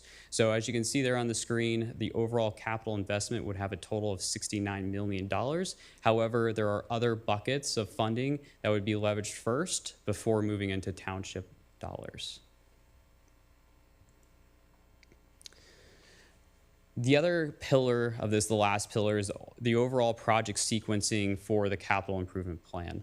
So shown here on the screen on the left-hand side were all the projects that were identified within the plan, and they're grouped together into short, medium, and long-term planning horizon type initiatives. The gray bars that you see there in the middle, those don't represent necessarily the duration of the project, but more or less the trigger points when the project would start. So for instance, one of the projects that might have multiple years of those gray bars would represent just a time horizon in which that project would start in. The big takeaway here is the very first initiative that we would recommend the airport to move forward with is the Advanced Air Mobility Feasibility Study. Given the emergence of this technology, where it's going, and how Langley Regional Airport can be a niche airport in the Lower Mainland. The last graphic that I want to present is just a general facility concept. This is how it could look like, over the next 20 or so years, with most of the focus being on the Meadows parcel for future developments. But what you can see here is most of the existing facilities that are currently at the airport would remain intact over this planning horizon. And finally, the recommended actions and next steps that we'd have for Mayor and Council is really to advance the implementation of the ultimate land use plan that we just walked through based on three key things. So the proposed land use concept itself for the Langley Regional Airport, the 20-year capital improvement plan, which outlines capital projects and their priorities itself, the short, medium, and long-term actions to support the implementation of both the land use concept and the capital improvement plan. We would also recommend that the first action be taken is for the airport to carry out the Advanced Air Mobility Feasibility Study. And with that, that's my presentation. I'll have a few comments, but we'll start with Councillor Pratt. Go ahead. Great. I really appreciate the presentation. I know it was a lot of work, and the public engagement of it seemed pretty rigorous, so I appreciate that. And when this process started, I think there was a lot of questions about why, but I think the reality, and it's shown on the piece where you outlined all the capital requirements that are going to be needed over the next number of decades, is that to keep the airport here, which I think we all want to do, it needs a lot of care and attention. So I appreciate that being outlined. One question I did have was when you show all three proposed land use designs and then the recommended one, I do notice that there's a parcel east of 216th that's in the ALR. that's currently non-developed. And I'm just wondering if that was included out of sort of community feedback. Were people in the community themselves asking for that, and where that might have come from? Yeah, no, thank you, Councillor Pratt. We appreciate the question. So where that parcel came from, in particular in that zone for non-aeronautical development, was throughout this process, there was a tenant need for, we'll call it a flex space, something that maybe necessarily doesn't have to be contiguous to the airfield, however, could provide value to some of the operations that are currently happening at the airport. So it was from that parcel in particular we had zoned out for accomplishing that function. So something that could provide a flex type of environment to support those types of activities. That's good to know. I appreciate that. Notwithstanding the fact that we want to maximize as much space on the actual airport parcel for, call it economically productive uses, could those sort of auxiliary uses you're talking about be accommodated on the current airport site without having to exclude something from the ALR? Yeah, they certainly could as well too. So there is a thought process too of modular growth as well too, to where you can maximize the existing footprint, and then once you maximize that, those non-aeronautical functions could be moved to somewhere else. Okay, that's really good to know. I appreciate that. Second question regarding the runway extension of 0725, and I think that slide is perfect that you had there. The extension itself, is my understanding correct that would be to be able to obviously accommodate larger aircraft that would serve a different purpose than just the general aviation that we have now? Yeah, so that accommodation is, so when we did our analysis, we looked at aircraft that have 10 seats or less, so something very similar to something that would serve the Langley market. It's more of a flexibility, so more weight capacity, not necessarily huge and bigger aircraft. We're not saying it's going to be, large jet aircraft, but more or less provide more either weight capabilities from a length perspective for a takeoff run, or a little bit larger aircraft that maybe are on the upper end of that 10-seat range. Okay, I appreciate that. With the trail obviously being there, and I know well-loved and well-used, kind of out of the scope of obviously airport engineers maybe, but was there any consideration given to where that trail might be relocated, seeing as we're kind of encroaching there onto the Nickel floodplain pretty heavily, in terms of, obviously now we've disconnected that trail that I know a lot of, especially LSS kids, are using on a daily basis? Yeah, so no, it's a good question. So as it relates to our particular scope, we didn't look at the specifics of where it would go. However, we did call out some considerations such as both the creek, the trail that would have to be considered as well too, once the demand actually materializes for the need for a runway extension to occur. At that time, the length that we propose would be reevaluated to determine what the ultimate extent of that impact would be, to then make a formal recommendation of what mitigation would be done. Right, and I did notice in your timeline that airport, or that runway extension was at the very far left. Correct. Very bottom right corner. And then the last question I had, if you could go to the slide where you do detail all the capital requirements and funding sources there. When the heading says airport, I'm assuming that's a combination of both projects funded through, township property taxes and airport reserve, in addition to any revenues generated at their airport that could be reinvested in the airport. Is that a combination? That'd be correct. Okay, thank you very much. I appreciate it. Thank you. Councillor Richter? I wonder if you could go to the facility concept plan diagram. Yeah, that's the one. Okay. Now, I know it's just a concept diagram, but I'm quite concerned about the environmental impacts of taking over the meadow and how close it seems to be coming, if not over covering the actual creek that's there. I mean, those are a lot of wetlands. And when I had the tour, those are wetlands. Wetlands are important to preserve for a number of environmental reasons. Correct, and that was something we did consider as well too, is what would the wetlands actually look like. We know that there are some environmental challenges with it. So though it's diagrammatical in nature as well, one of the reasons we cited kind of this advanced air mobility, these vertiport technologies to be on that site, is there's a little bit more nimbleness that's associated with it. So they could be kind of placed in a strategic fashion to where we could try to minimize the amount of impact that would be associated with both the wetlands and any other sort of environmental aspects. Okay, so the trail is gonna have to be displaced along that whole side, or just up where the runway extension is going? So as it relates to our particular study, we would only propose that the impact to the trail be examined for the runway extension piece. Now, as it relates to the emerging technology zone and that concept that's identified, it's purely a conceptual drawing. What we would propose is that eventually, there might be market input on what the design of that could actually look like to influence and balance both the trail aspects as well too, to preserve it if that so happens to be the desire of the township, but then also to the actual development aspects of the developer in that Well, area. we probably have a few environmental setbacks we have to meet, like it's regulated by authorities higher than us, and we can't just arbitrarily overrule them. Exactly. Yep. Yeah. Okay. Now, you did mention extensive consultation with the tenants. That's wonderful. I'm so glad that that occurred. What about the general public? So as it relates to our particular study, it was very focused on just the tenants because this study was a very fenced-in type of study itself. So looking at just purely on airport land uses, and for that reason, they were not consulted. Okay, so the public's had no input to this? Just the tenants at the airport. Just the tenants, okay.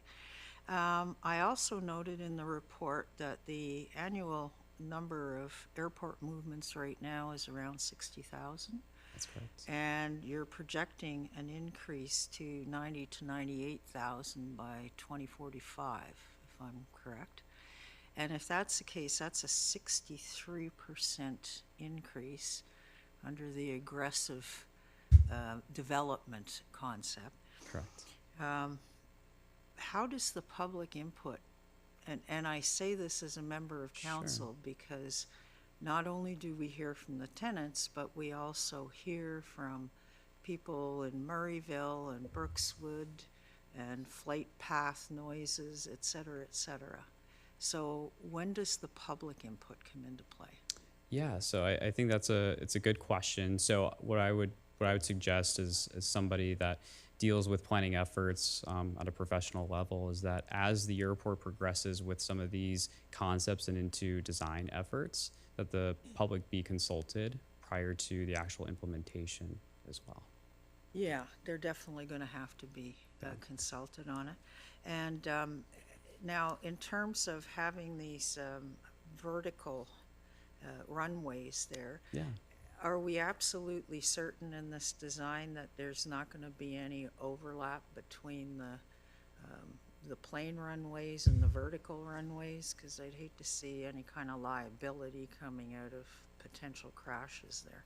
Yeah, so no, it's a good question. So the way that these are structured as well too is that there's a set distance between the runway and then the vertiport as well too, to where we want to make sure that there's adequate independencies between them. So we've cited them in a sense to where they are independent, so they can operate not dependent on one another. And I assume that that's going to require pavement of some sort, so these things can lift up and down, right? Correct. So you're talking about a square maybe 25 by 25 meters. Okay. It still comes back to paving over close to a wetland, yeah. Correct. And that's really why we wanted to cite that technology over there, because of the minimal impervious impacts versus a traditional hangar and apron environment. Yeah. Now, when you were talking about the monies, you did mention that it's the intent with this $69.5 million investment plan that other buckets be leveraged first. Absolutely. What if there are no other buckets? Like, what if we commit to this plan for $69.5 million and general revenues out of the township have to cover it? So in the next slide in particular, because it's a good question, I want to make sure that I address it adequately, is for most of these projects we provide ranges for them in which they could either start in this year or in a later year as well too, because there may be some uncertainties with securing funding from other sources. So that's why we want to make sure that we adequately account for it, to make sure that, excuse me, that in case that happens with uncertainty in the market, that you do have time to pivot to that versus the township going forward with one particular year of saying and committing to that particular project in that year. Does that help answer your question? It does, and, Okay. and I appreciate it. I know we're being asked today to move forward with both the first report and the second report. I just want to make sure that we're going to have public input on both. So the first report, we talked about having a bylaw come forward. And you may not be able to answer this question. Perhaps it's a better question for Mr. Cooner, but is the intent to take that bylaw out for first and second only so that there is public input? With a public hearing? Your worship, to Councillor Richter, the intent would be to bring the 3 readings for the bylaw, and then at that time, if council directs to either do a public information session or a public hearing, that would be up to council, but there is no requirement to do a public hearing for the airport bylaw. Well, I pretty much think that there is, because a lot of the communities invested in the airport, I think we have to have public input. So my preference would be a first and second and then a public hearing. However, that's just my preference. Okay, well, thank you. It's clear you put a lot of thought and time into this report. I just have a lot of concerns on the environmental side, and I'd like to echo the point that Councillor Pratt made with regards to using ALR land for any kind of industrial, like how much of a chance do we have of even getting that done? Maybe Mr. Cooner, you could respond to that. Your worship, Councillor Richter, could you just repeat that question? I was just clarifying one item with Ms. Bauer. Okay, yeah, I'm looking at the southwest corner of 216th and 56th, I guess. The southeast corner. Yeah, It's a farm right now. Mr. Cooner, I think you'd confirm that given that the airport operations are federal, that would supersede ALR authority? That is correct. Okay, have we... Because the airport's in the ALR and it's being used as an airport. Okay, but that means we have to get federal authority to do it, not just provincial. Mr. Cooner, I believe the staff would look at that as part of the long-term plan. We will review that in depth as well, just to see what process we would have to undergo to proceed with this concept plan. That is correct, though it is federal jurisdiction, therefore the provincial jurisdiction of ALC would not apply. Okay. Well, I'd sure like to hear their opinion on that. The part that's being set aside for the Museum of Flight, this is my last question, what will that become should the museum leave? Yeah, so what that would become would be an absorption of any of the other excuse me, surrounding land uses. So that would be business aviation or general aviation. Thank you very much. Of course. Yeah, I want to thank you very much for the process that you oversaw for the staff, Mr. Cooner, myself, and council, but most importantly, the users of the airport on a regular basis. I think for me, it's been an interesting journey taking a tour of the runway and expressing concern all the way to people suggesting we're going to shut the airport down to now having a 20-year plan, which nobody could have foreseen.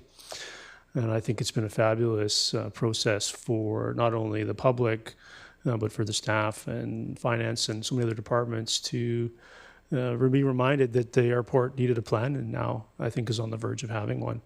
And I think that's been a great process to not only witness, but be a small part of.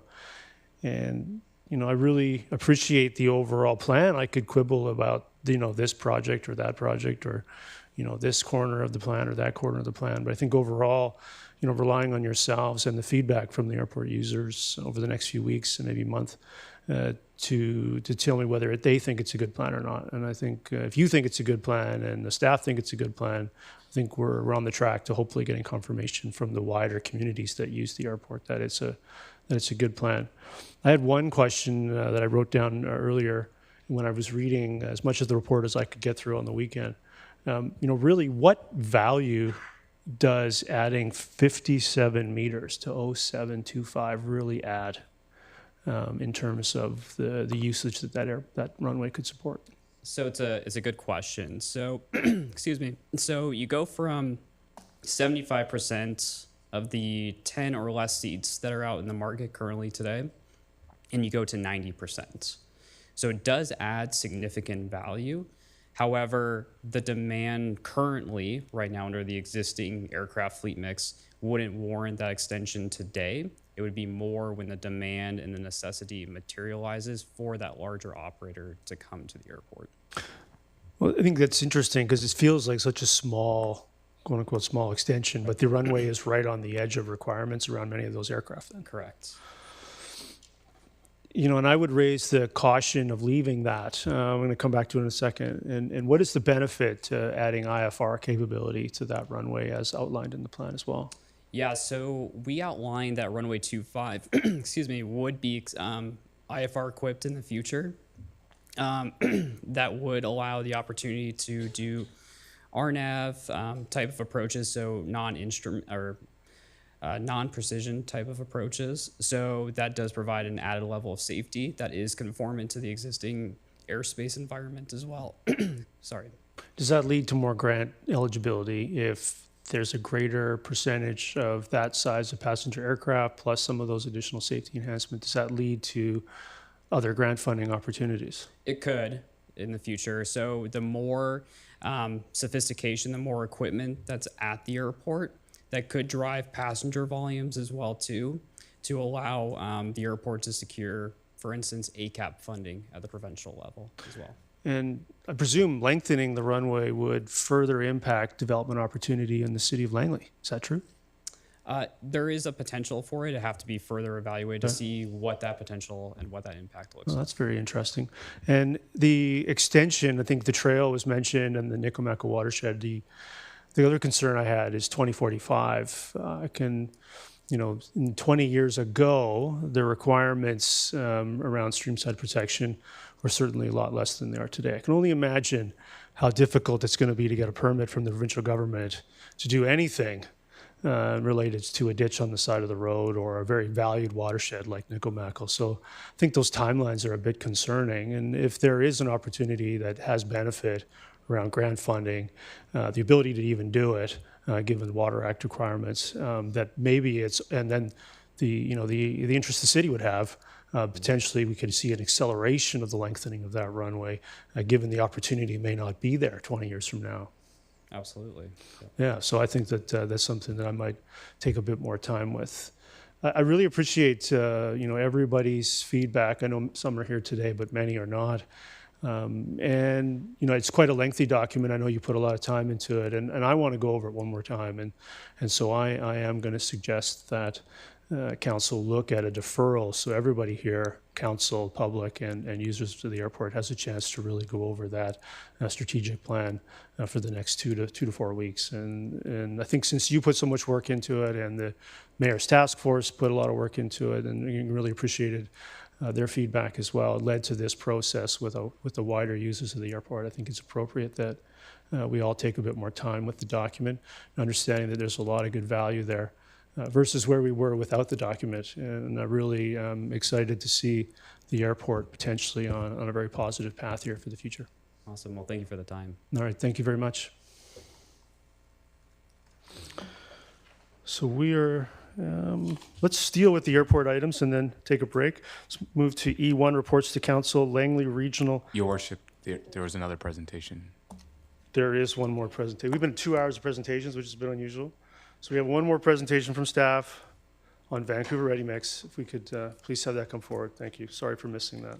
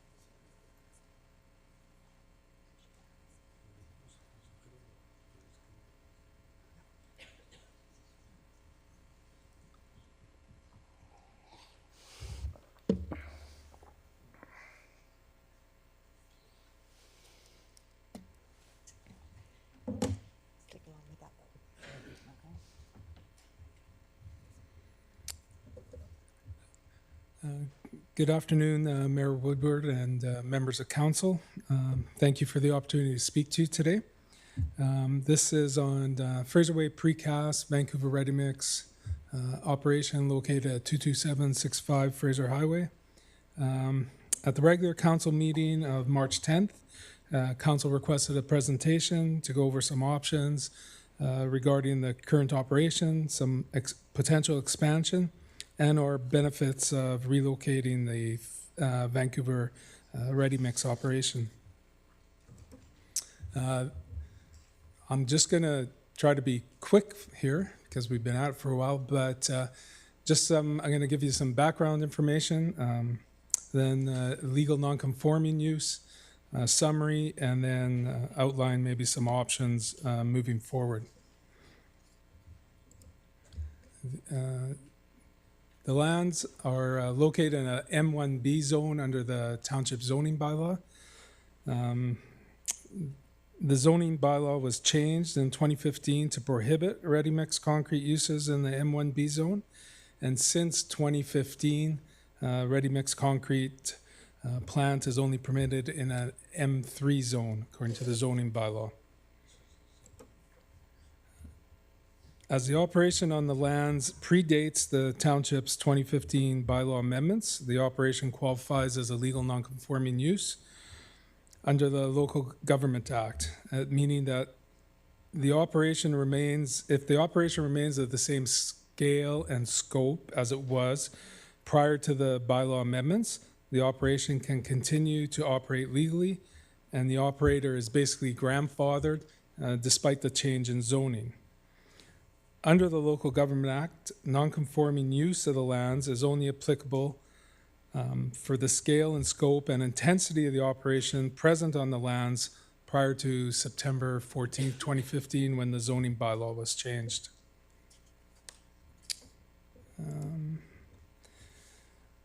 The ready-mix use operation is legal non-conforming. The owner cannot extend the operation at the property.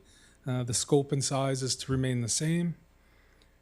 Any expansion will need to comply with the M3 zoning bylaw. The township cannot prevent the lawful non-conforming ready-mix use at the lands. However, the township can enforce any bylaws such as erosion sediment control or anything to do with health and safety, as long as it's a reasonable compliance doesn't prevent the continued non-conforming use of the lands. So the township in the past has enforced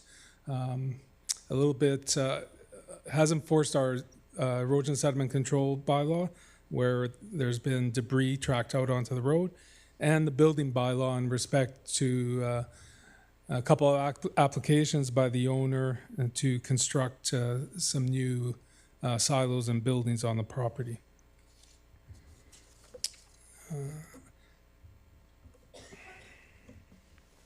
Options. So council can, we can continue to regulate the existing operation. The operator cannot expand the scope. Authorize the owner to construct replacement silos at the lands. This could reduce some of the existing issues that have been coming up in and around the lands, such as noise and some dust emissions. Authorize a temporary use permit for the use of the adjacent property for certain aspects of the operation. This would be to reduce issues at the lands and, as I mentioned before, dust, noise, and vehicle traffic. As such, put another way, this operation, this temporary use permit or this authorization could result in an unintended increase in the scope and size of the subject operation, which then may be difficult to monitor and regulate. That's generally it. So if you have any questions, I'll try and answer. Yeah, I think it's, if there's any questions from council on this application and issues that we're having with it, and then of course, I think a general desire to see it relocate, but no legal basis to require them to do so. Now's the time. Councillor Bailey? Yeah, I've been talking to a lot of people in the area that are concerned about the runoff. A lot of stuff going into the creek and has in the past even run down towards Hatchery Creek and the hatchery itself. So if they want to put new equipment in there, can we enforce stricter environmental protections regarding they have to utilize higher environmental protections regarding dust, runoff, and even to the point of when they're cleaning off the trucks? Apparently that is a big problem, goes into the ditch and works its way down. Can we enforce that? Through your worship to Councillor Bailey, I am not 100% sure on that. In the past, I think we did have Ministry of Environment out there looking at some issues, but I'd have to go back and check to see exactly what transpired and what we can do moving forward. Though increasing the size of the silos, if we issue permits to increase it, that increases the scale and scope of the operation, and we really couldn't do that under the Local Government Act because it's legal non-conforming. Yeah, the last thing I want to see is any increase there.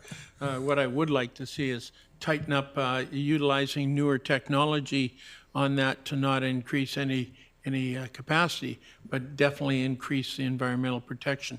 Right. Thank you. Councillor Richter? There's been a lot of concerns that have made its way to council from the general public with regards particularly to air quality and the risk of the dust causing lung problems. Is there anything we could do to regulate that? Yeah, Your Worship, through to Councillor Richter, that is Metro Vancouver Air Quality has jurisdiction over that. And have we had them out to look at I believe they have been out there in the past, but I can't speak to if they've been out there recently. Okay. Plus, I don't actually know if they've been getting complaints, so something we can look into. All right, thank you. Councillor Martins? Thank you. Related to this property, and I'm sorry if this is beyond your scope, there has been a lot of complaints as well to council about the truck traffic and adhering to the truck route. And I believe there's been some attempts by the owners to remediate that. I wonder if you could speak to that at all. Your Worship, to Councillor Martins, no, I have no knowledge of that. A little bit in the past, but our bylaw enforcement is able to go out and deal with that if needed. Oh, so you're not sure if they have, though. Is it possible to ask a question, if I may, through the chair, to Mr. Cooner on that? Yeah, I agree. Mr. Cooner, go ahead. To Your Worship, Councillor Martins, in the event there's any complaints in relation to the trucks, bylaw enforcement department would be taking those complaints and investigating the matter. I believe there has been some complaints historically with respects to truck being on non-truck routes. Bylaw enforcement department is actively reviewing that as well. All right, thank you. I believe there's been reports, people and trucks on the sidewalk, trucks washing down in the public roadway, and other issues. And I believe that bylaw enforcement has been working with the ownership to try to mitigate that. Correct. Those efforts are ongoing as well. Yeah, ongoing. Yeah. Any other questions? Yeah, I certainly appreciate the presentation. I think it's an incompatible land use adjacent to institutional and housing with a heavy industry use. Would that be classified as heavy industry? Yes. Yes. And so I think that that's the ongoing concern dating back to the decision to place housing next to that use. So certainly a historic issue that previous councils have created, and we'll be looking to try to solve it here in the future. Thank you. Okay. So with that, we're going to deal with E1, E2, and then take a break. Mr. Kuna, did I miss anything else? No, I did not, right? Okay, good. Let's move on to Langley Regional Airport Governance Review. Councillor Pratt got to move that. I will second it. Is there any discussion on the staff recommendation to continue operating the Langley Regional Airport under the expanded or additional delegated authority under the municipal council model? Great. Councillor Richter. Yes. If a bylaw is going to come forward for council's consideration, I'd like to make sure that we've got complete stakeholder input, which in my mind includes Langley Environmental Partners Society, the Nickel Streamside Protection Group, the Ministry of the Environment, and the general public. How can we make that happen? Mr. Cooner, any suggestions given the resolution on the floor? Through your worship to Councillor Richter, the resolution on the floor itself essentially states that we continue operating the Langley Regional Airport under the status quo, and that separately we bring forward a Langley Regional a bylaw in relation to the governance review. That's essentially what we will be doing. The bylaw is specific to governance. It's not specific to land use or any concerns with respect to environmental. That would be a separate item. In any event, going back to the question itself, the bylaw would be coming forward for 3 readings, and the council would have to direct staff to either bring it forward for first and second, and then direct any public consultation, and therefore then council staff would take that route, or the bylaw can come forward for 3 readings, and council at that time can direct staff to, or grant only 2 readings, and then direct a further public information or consultation. Okay, thank you. All right, seeing no other questions, I want to thank Arun again on the initial feedback report on the municipal governance model and the 2 versions, and looking forward to seeing that advance and seeing this review and getting some feedback on it as it's continuing to be evaluated in the next year or so. That, I'll call the question on E1.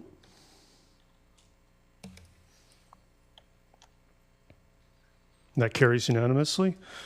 Okay, item E2, the staff recommendation to endorse the strategic plan. I'll move that. Seconded by Councillor Pratt. Is there any discussion on the strategic plan? I am going to be moving deferral to see this come back with the bylaw that's going to be proposed. Mr. Kuhn, do you want to give any background on how that might work? I see we'll discuss the strategic plan first. Councillor Richter, go ahead. Yeah, I've raised a number of questions, and I thank staff very much for the presentation. I'm still going to come back to the need for more extensive stakeholder input, including LEPS, the Stewardship Group, Ministry of the Environment, general public. And I want to make sure that this will occur once we endorse the strategic plan, which is basically what we're doing today. Yeah, I plan on moving deferral, so you can, I guess, wait for it to come back if deferral is successful, and if deferral is not successful, you could, I guess, refer it for more consultation. Well, I just want to make sure that everybody knows exactly what's being planned for that area, and I think the tenants have a good grasp of what's being planned. I don't think anybody else does. Okay, I'm going to move deferral, that council defer further consideration of the proposed Langley Regional Airport Strategic Plan to be considered simultaneously with a proposed Langley Airport Operations Bylaw. Is there a seconder to that? Seconded by Councillor Pratt. Is there any discussion on that deferral? Okay, seeing none, I'll call the question on that deferral. E2.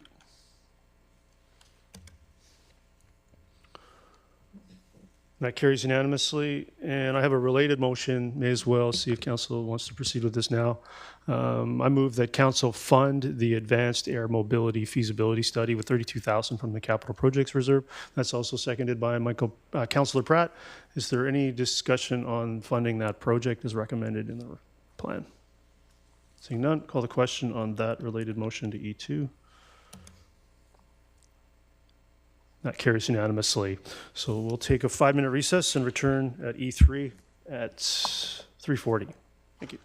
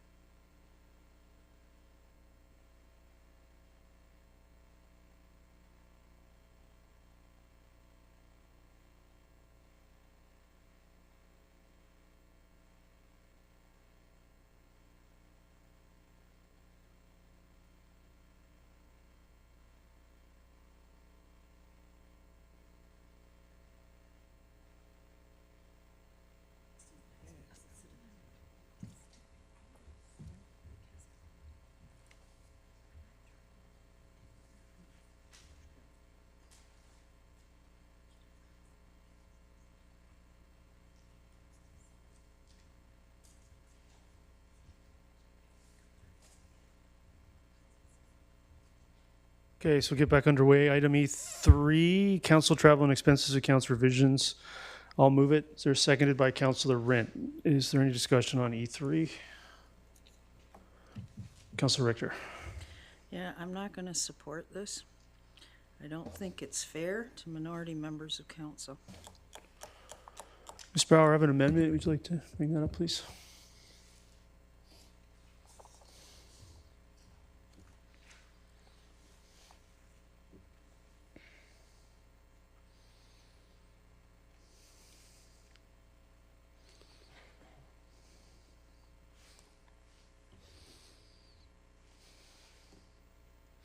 Great, I'll move those two. Section 3.3.2 be amended to remove that, and 3.3.4 be amended to remove that. Seconded by Councillor Brint. Is there any discussion on those amendments? Councillor Martins. Just if I could request a moment to find what it is that we are removing and read it.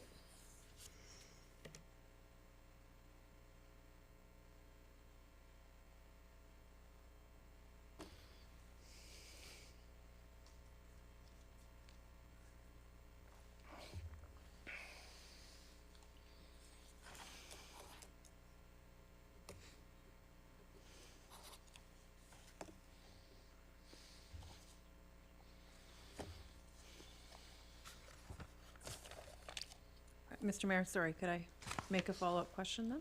Yeah, go ahead. Okay, so we are no longer approved to attend UBCM and LMLGA. Is that what I'm understanding by removing that section? I believe that would be the effect, yes. So, they would require the approval from council if this amendment were successful.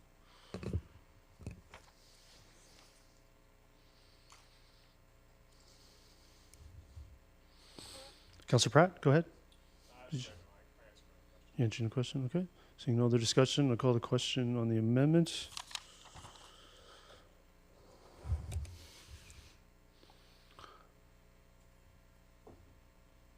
That carries with Councillor Martins, Councillor Richter opposed. I cannot see Councillor Van Popta, so I do not know her vote.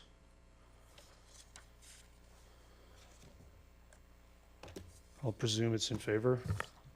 Councillor Van Popta, are you voting in favor or against this motion, please?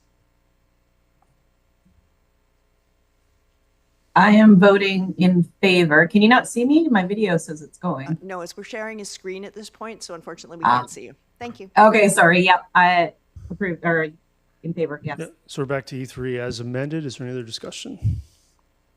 Seeing none, call the question on E3. Vote in favor. That carries with Councillor Martins, Councillor Richter opposed. Move on to E4, implementation of non-resident surcharge and expanded resident priority. I'll move that. Seconded by Councillor Rent. Is there any discussion on E4? Councillor Richter. Yeah, I'd like to divide this if I could.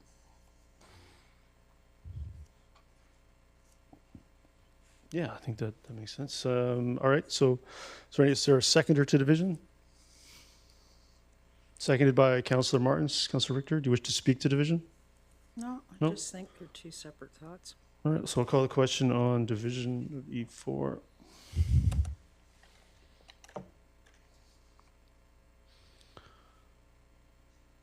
Division is defeated with Councillor Rent, Mayor Woodward, Councillor Bailey, Councillor Van Popta opposed. That's defeated on a tie vote.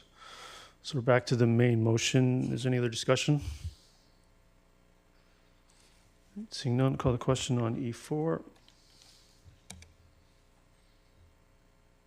That carries. Councillor Richter opposed.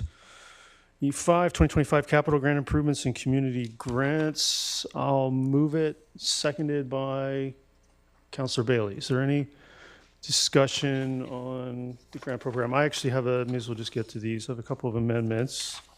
I'll find those. Ms. Bauer, if you could just bring all those up, please.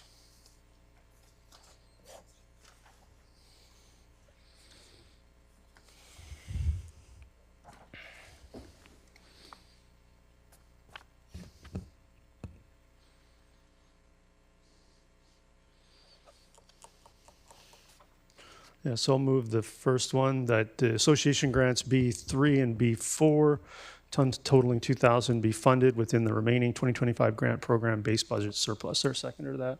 Seconded by Councillor Rint. Is there any discussion on amendment number 1? Seeing none, call the question on amendment number 1. In favor. That carries unanimously. Ms. Bauer, the second one. Yeah, that H1 through H9 dry grad grants be increased to $3,500 each within the remaining 2025 grant program base budget surplus. Seconded by Councillor Bailey. Is there any discussion on that amendment? Seeing none, call the question on that amendment to E5. Approved. That carries unanimously. And the third one, Ms. Bauer, yes, the community grants C28, C29, and C33, totaling $7,500, be funded within the existing community grant base budget surplus and the balance of $1,428 from council contingency. Seconded by Councillor Rint. Is there any discussion on that amendment?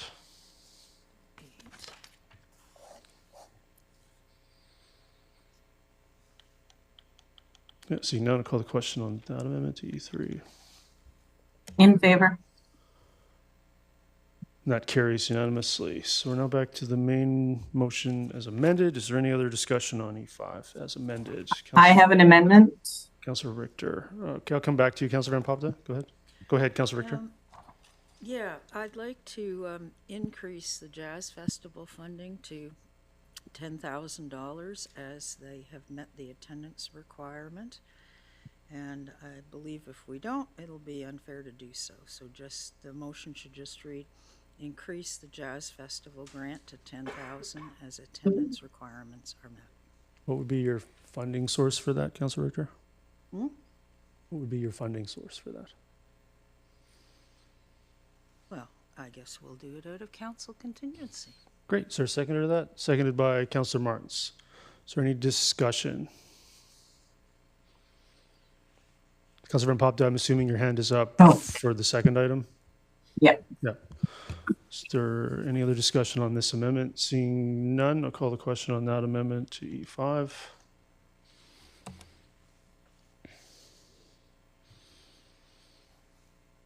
That amendment is defeated with Councillor Pratt, Mayor Rint, Mayor Woodward, Councillor Bailey, Councillor Van Popda, Councillor Ferguson opposed.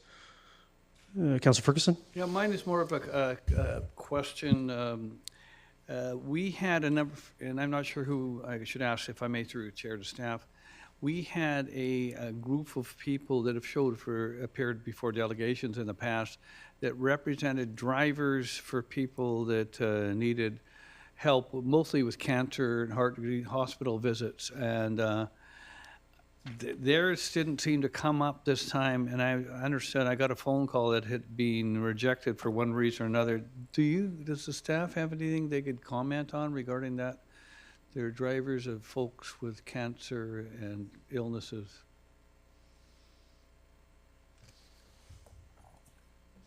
Your worship, to Councillor Ferguson, I think staff's understanding is they have ceased operations. Do you have the exact name of the organization? I don't think, no, I got a phone call. They actually still exist. It's just that they applied for a grant, and for one reason or another, they were turned down.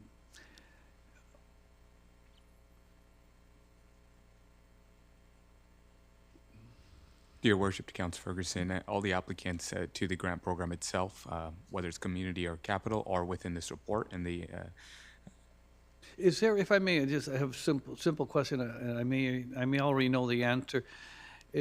Can there be circumstances wherein we may provide a grant, not necessarily a large grant, a minor, whatever minor would be, less than $5,000, so to speak, to organizations that do serve? I'm thinking of organizations like even the Langley Senior Center, things like that. But these would be, that would have to get, say, a vote from council for a specific reason, because they do a service that is beneficial to the community. Does that exist? That type of thing exist? Your Worship, to Councillor Ferguson, in the event an organization wants to apply to council outside the 2025 capital improvement grants and community grants program, they can do so, and it's council's discretion to essentially fund any grants outside of this and advise staff of a funding source. So there is a possibility of that. Historically, that usually is not done, maybe on a case-by-case basis, but. Okay, so now procedurally, obviously today, it'd be very difficult to add something I don't know that much about, know a little bit of in future, would a notice of motion be appropriate, if I may? To Your Worship, to Councillor Ferguson, yes, that's correct. A notice of motion, however, the organization itself can delegate before council, and subsequent to the delegation, there can be a resolution, notice of motion at that time as well. Okay, thank you very much. I really appreciate that. Yeah. Is there any other discussion? Councillor Yes. Bapti, you had an amendment, but is that I just want to confirm, I know you asked me about it earlier. Is that an amendment or a motion separate from the recommendation for this year's grant program? Oh, yeah, sorry. Yeah, we can do it that way. Yeah. So is there any other discussion on E5 as amended? Seeing none, call the question on E5.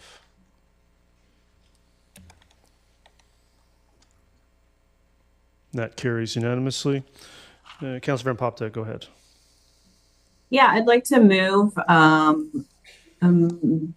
guess it's kind of a supplementary motion. Ms. Bauer, I believe you have the wording there.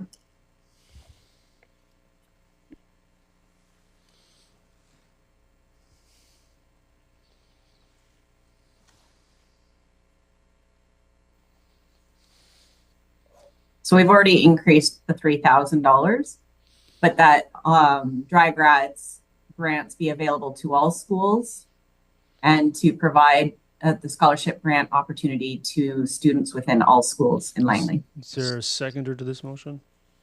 Seconded by Councillor Ferguson. Is there any discussion or concerns?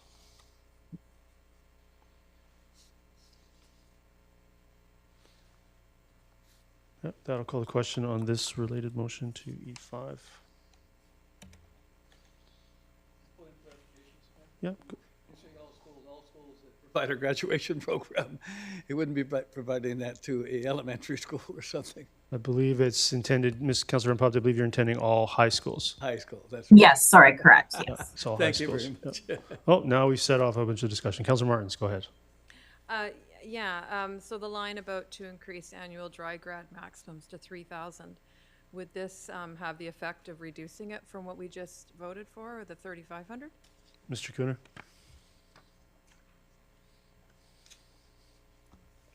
Yes, it would. Oh, sorry. So Well- the maximum would be 3,000. However, still council has discretion to increase it every Let's year. clarify. What is this year's maximum grant? 2,500. Right. So this, we used the surplus that was available in this year to increase 3,500. This is requesting that staff come back and budget for 2026 to be essentially 3,000 for everyone. For 2026, okay. That's right. Yeah, thank you very much, okay. Great. So that call the question on that related motion to E5. That carries unanimously. Let's see. E6, capital request concrete pavement works at Aldergrove Community Center. I'll move that. Seconded by Councillor Rint. Is there any discussion on E6? Seeing none, call the question on E6. Ms. Bauer, can we please have that motion taken down, please? Thank you. That carries unanimously. E7, capital request 86th Avenue and 202 Street Presser reducing valve station. Moved by Councillor Rent, seconded by Councillor Bailey. Is there any discussion? Councillor Richter. Yeah, I just wanted to ask staff what the impact on resident water pressure will be if we reduce the pumping demands during the summer. So will they still have enough water and water pressure to get water they're asking for? For your worship, yes, correct. They will still have water pressure and water supply for the area. Okay, so when it says reduce the pumping demands, what does that mean exactly? That will be gravity-fed connections into the area. So rather than pumping, we'll be able to use gravity through the reservoirs. Great. Call a question on E7. That carries unanimously. Item E8, capital request for 27th Avenue roadworks west of 200th Street. Moved by Councillor Bailey, seconded by Councillor Rent. Is there any discussion on E8? Seeing none, call the question on E8. That carries unanimously. Bylaws for first, second, third reading, public spaces regulation bylaw replacement bylaw number 60596060. Ms. Bauer, this is back on the floor automatically. Is that correct? So I have another amendment. We may as well dispose of that right away.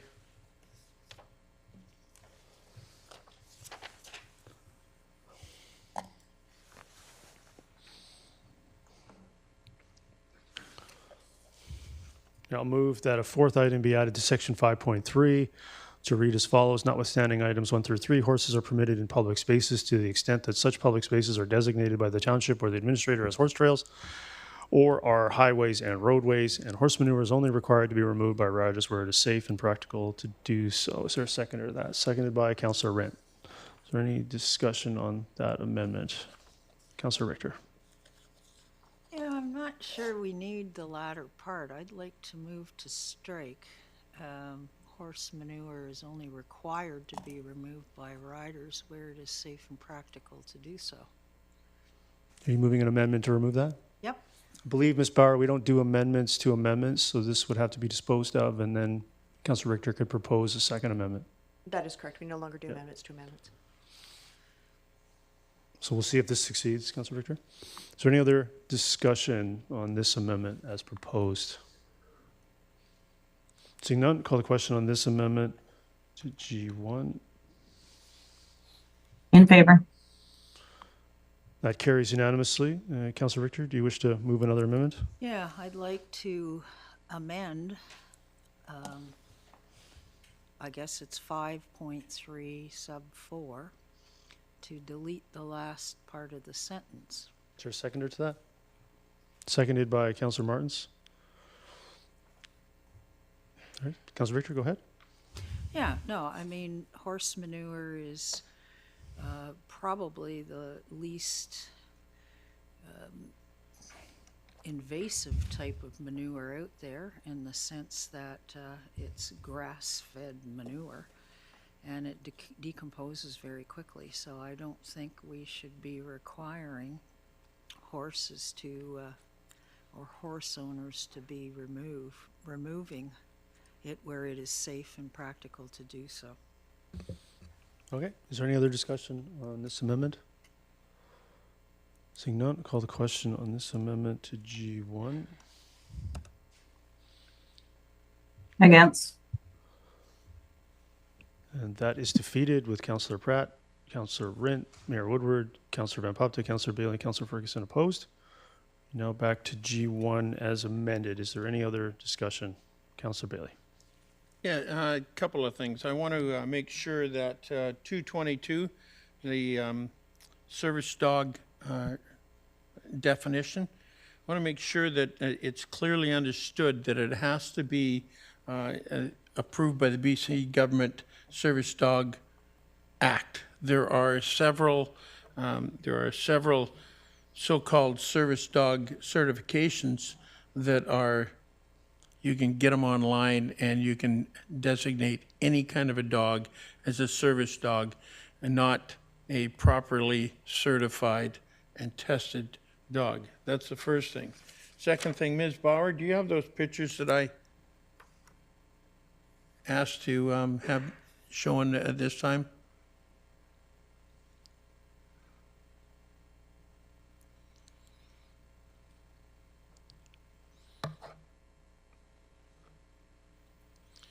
In the past, there has been some misinterpretation that I'm taking, is that people have to leave their dogs in cars if they're going to go and watch their kids play on a playing field.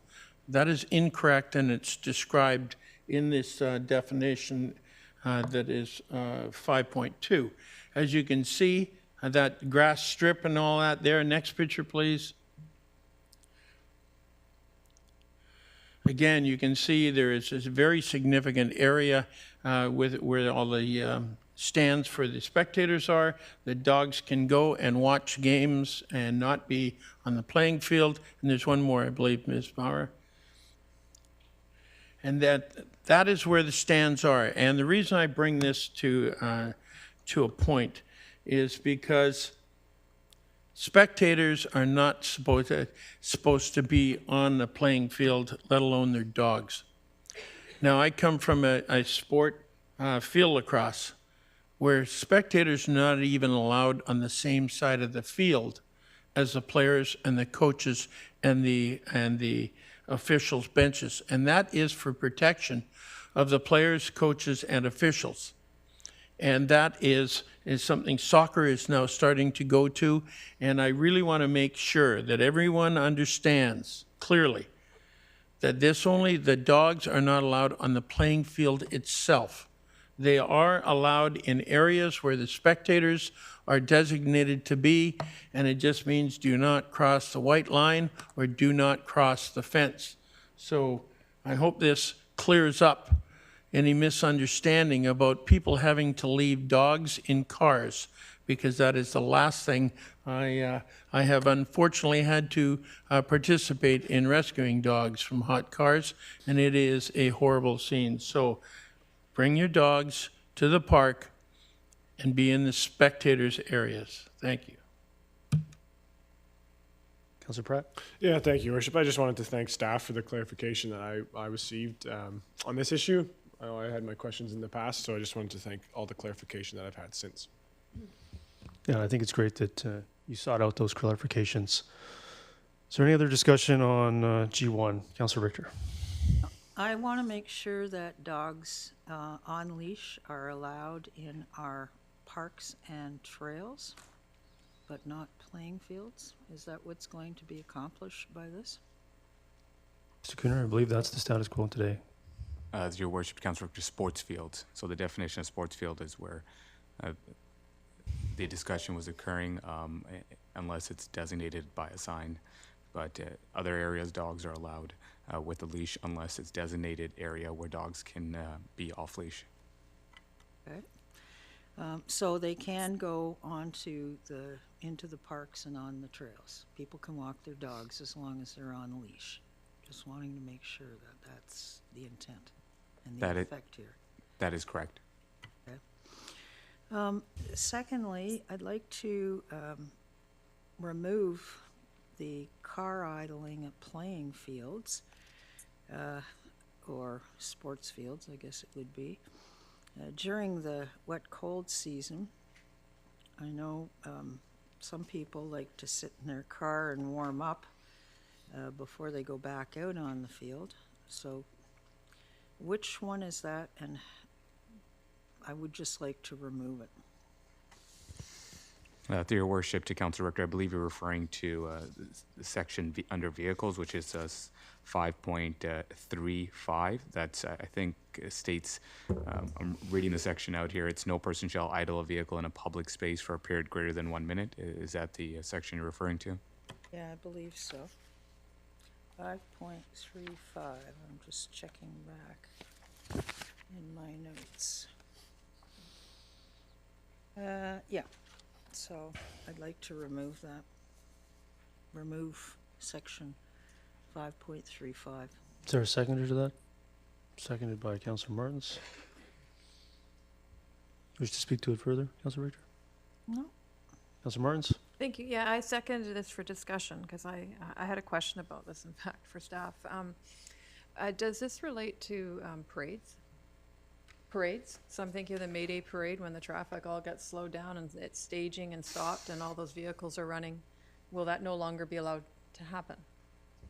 Through your worship, to Councilor Martins, when it comes to parades and events, my understanding is that they would apply for a special event permit, and that the special event permit would have certain conditions under it, and they would be able to essentially wouldn't have to comply with all the bylaws within the public space bylaw itself. So that would be subject to a special events permit.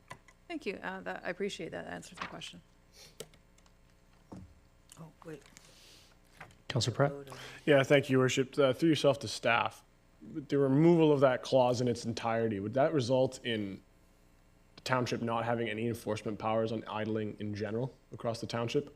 notwithstanding the fact that people could apply for, as you just described, special permits?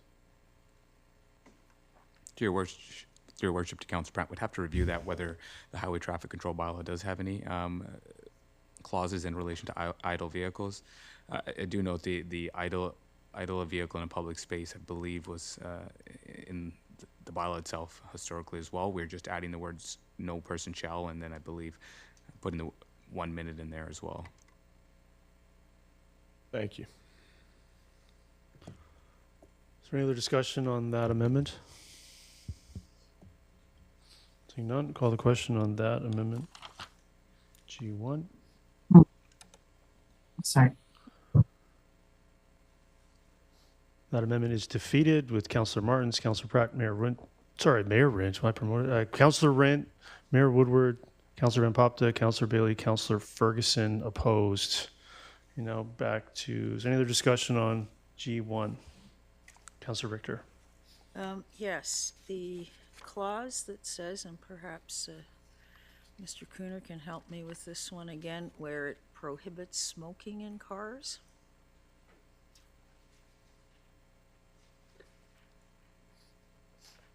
I mean, cars are personal property. If you want to smoke in your own car, you should be able to.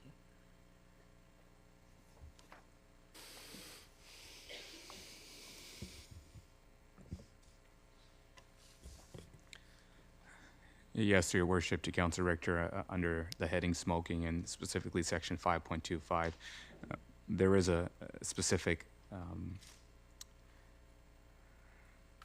attention drawn there, or language there for vehicles. So it says the last line, for greater certainty, this provision applies whether or not a person is located within a vehicle in a public space. So that's basically any public space in the township. Okay, I'd like to, I want to amend this to say you can smoke in your car, but you can't smoke where spectators or other people are enjoying the public space. Mr. Cooner, I think we're back to that, situation, like, is bylaw gonna pull somebody over for smoking in their car on the road when they're driving versus, say, sitting in a park with their window down next to a group of people? They don't want to smoke, want to experience secondhand smoke. So maybe you can clarify. I mean, it certainly could add some wording if you think you can think of that on the fly to allow people to smoke in their vehicles when they're not disturbing someone else. To your worship, I believe the public spaces itself does not, wouldn't include highways for the vehicles. So therefore, if you're driving on the highway, that smoking would not be included. Or any in that. roadway. Yep. Yeah. So, Councilor Richter, do you wish to follow this up further? Yeah, because I just don't think that we should be banning people from smoking in their own vehicles, whether they're in a park or they're on the highway or... All right, then you can make an amendment to remove it. Okay. I think Mr. Cooner has clarified that it's when you're more in a park setting. But yeah, go ahead and make your amendment. Okay. Then my amendment would be smoking in private vehicles is not covered by this section 5.25. Is there a seconder to that? Seconded by Councilor Martins. Yep. Is there any other discussion? Councilor Bailey. Yeah, I'm going to speak against this. Too many times you sit there and people who are smoking have their windows open, smoke's bailing out, you're next door with your kids or your grandkids in the car, that kind of stuff, and you have to walk through this cloud.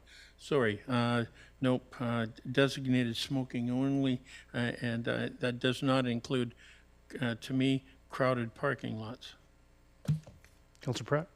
Yeah, thank you, Your Worship. When I read the clause, it still permits on open highway, roadway, or sidewalk.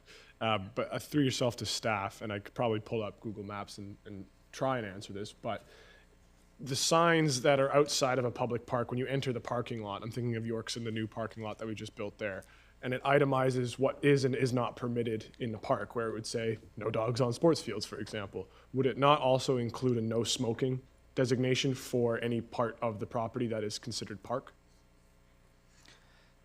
To your worship, to Councillor Pratt, I believe these signs are in the reverse, where we designate smoking areas, and there's signs specifically that says you can smoke in this area. And certain signs, I believe, do have no smoking allowed, but we do also have other signs that designate smoking areas. Okay, interesting. Good to know. I appreciate it. Councillor Martins? Thank you. And again, I seconded this motion because I'm just trying to get some clarification. First of all, could I get the wording read back on what this amendment is? Or is it just removing it?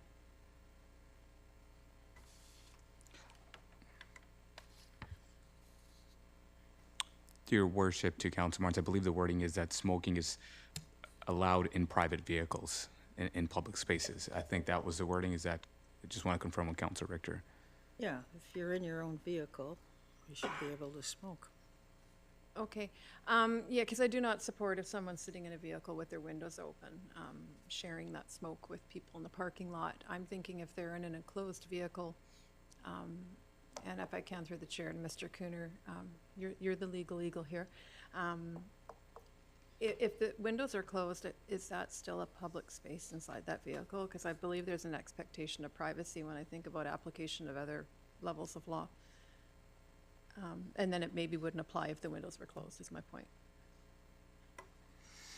To your worship, Councillor Martins, that is the language in there is just states that a vehicle, if they're located in a public space, so for example, if the vehicle is located in a public space, they're smoking, and the windows are up and the smoke is not coming out, therefore that would be a question of interpretation for the bylaw staff or park staff at that time. However, we do provide some flexibility within this bylaw to state that smoking is prohibited on open highways, roadways, or sidewalks, and staff would encourage, the park staff or bylaw enforcement officer staff would encourage, if they do see a contravention, and redirect the individual or the individual in the vehicle to an area that's either designated or to a highway or roadway or a sidewalk to then smoke.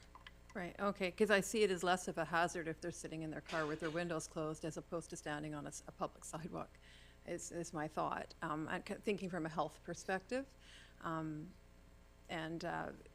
Yeah, I would question if, when the windows are closed, if it is legally a public space. So being that I think that's probably a bit precarious, and perhaps there's going to be some common sense used in the application of the bylaw and the intention of it, I would support the bylaw the way it's written currently. Councillor Bailey?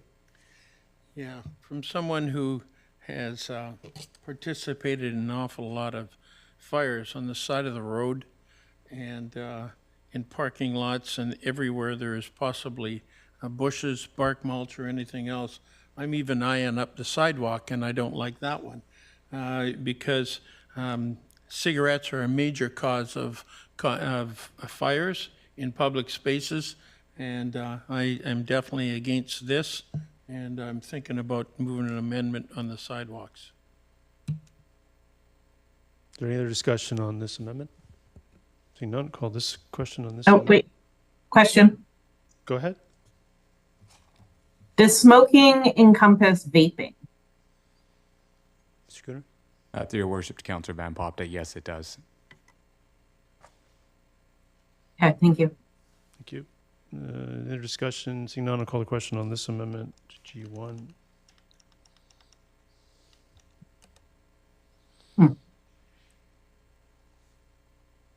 So that carries with Councillor Martins, Councillor Pratt, Councillor Rent, Mayor Woodward, Councillor Bailey, Councillor Ferguson. Opposed? I'm sorry, Mayor Woodward, I think you mean it fails. Did I say it succeeds? Yes. It's failed. Yes. Obviously, thank you very much. Is there any other, Councillor Pratt, go ahead. Sorry, that was in response to the amendment. All right. Is there any other discussion? Councillor Richter, go ahead. Yeah. I want to make sure that we can send this for public input before we give it final adoption. So, Mr. Cooner, do you want to suggest a referral motion for that? I think, Councillor Richter, are you looking to grant it third and then have public input? I'm not sure what the point of that would be. well, I think people's lives are going to be affected by it, and are they all aware of the impact of this? So presumably you would ask for public input prior to granting a third reading. So do you wish to make a referral? No, I don't want to make a referral. Maybe I want to amend it to first and second and send for public hearing. Okay, well, maybe you could just let us know what you'd like to do. Okay, I'm telling you. What are you moving, Councilor I'm Ricker? moving that we give this first and second and send for public hearing. Is there a seconder to that? Not seeing a seconder, Councilor Ricker. Do you have anything else? Yes, one more item. Where is it? There were a number of housekeeping changes, like numbering and that sort of stuff that I found when I was going through the old bylaw versus the new bylaw. And will those housekeeping changes be corrected when it comes back for final? Mr. Cooner, I believe you and I also discussed that today. So what is your intention there? Yes, those numberings, or if there's any spelling errors or grammar issues, will be corrected prior to bringing it forward for final. Okay, thank you. Is there any other discussion on G1 as amended? Seeing none, call the question on G1 as amended.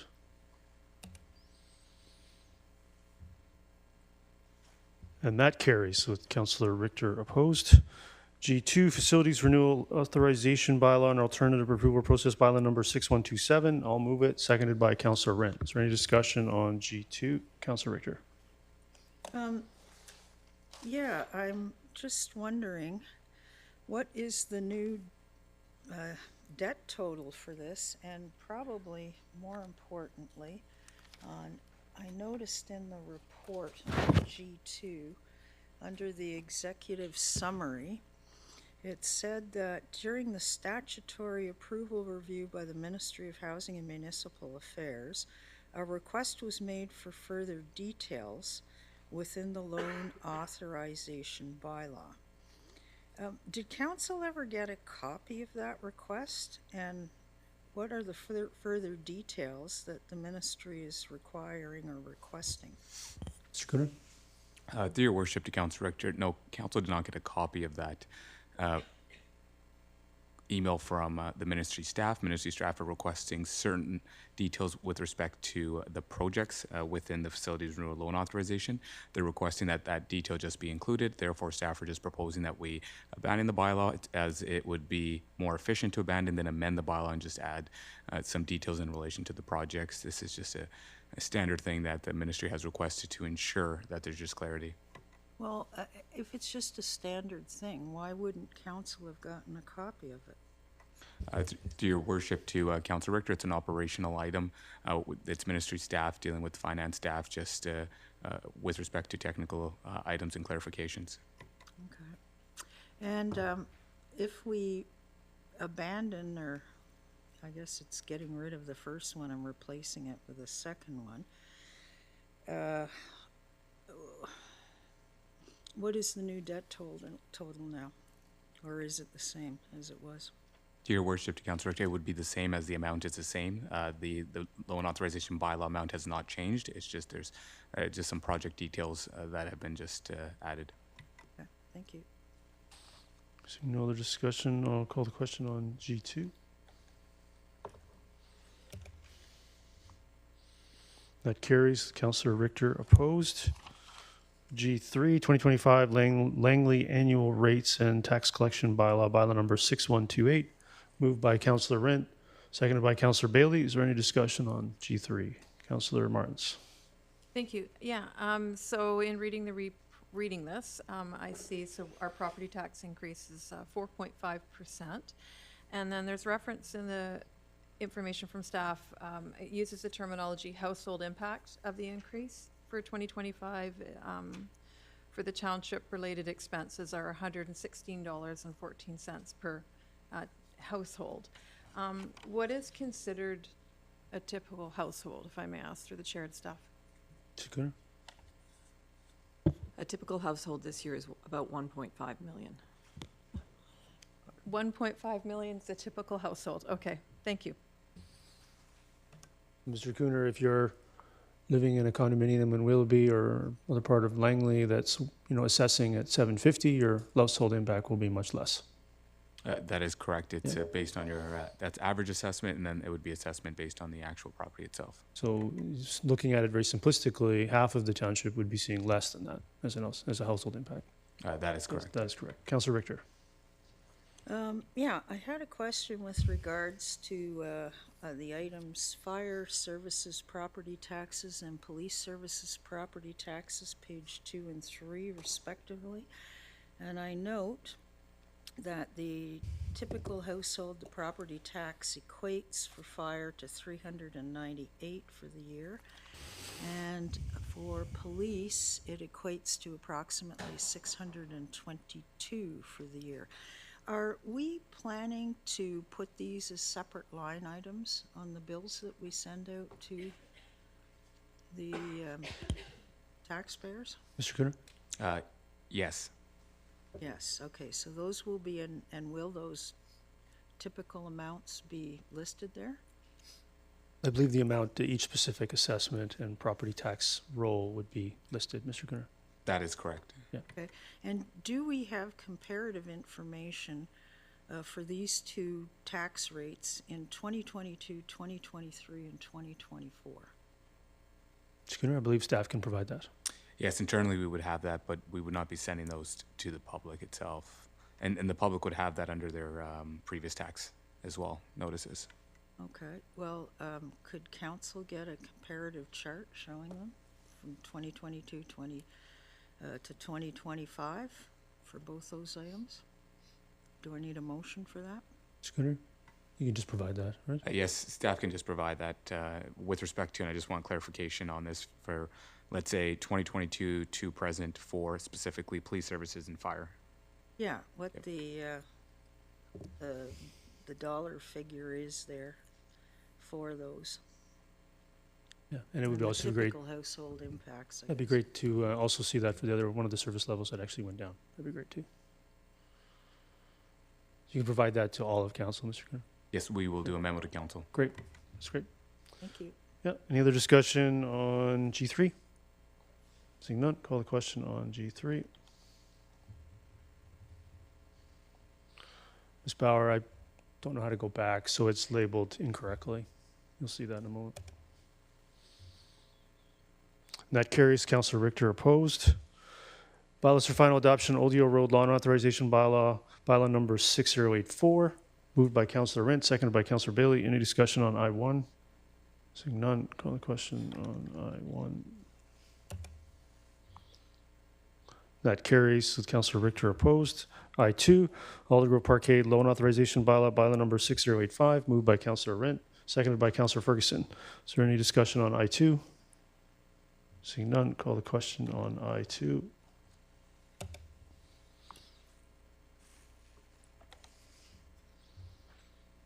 That carries with Councillor Richter opposed. Move on to J1. Ms. Bauer, maybe you're just going to confirm the process here so we get this little, we had to go over this a couple times. So there's a motion to reconsider with no debate. I'll start there. Yeah. Yes. So we'll call the motion on reconsideration of J1.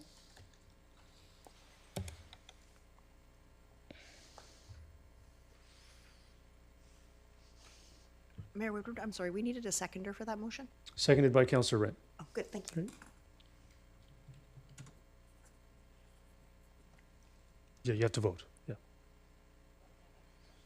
No, there's no debate on reconsideration. That carries with Councillor Martins, Councillor Richter opposed. So, Ms. Bauer, I believe we'd have to remove the original recommendation, that being reconsidered.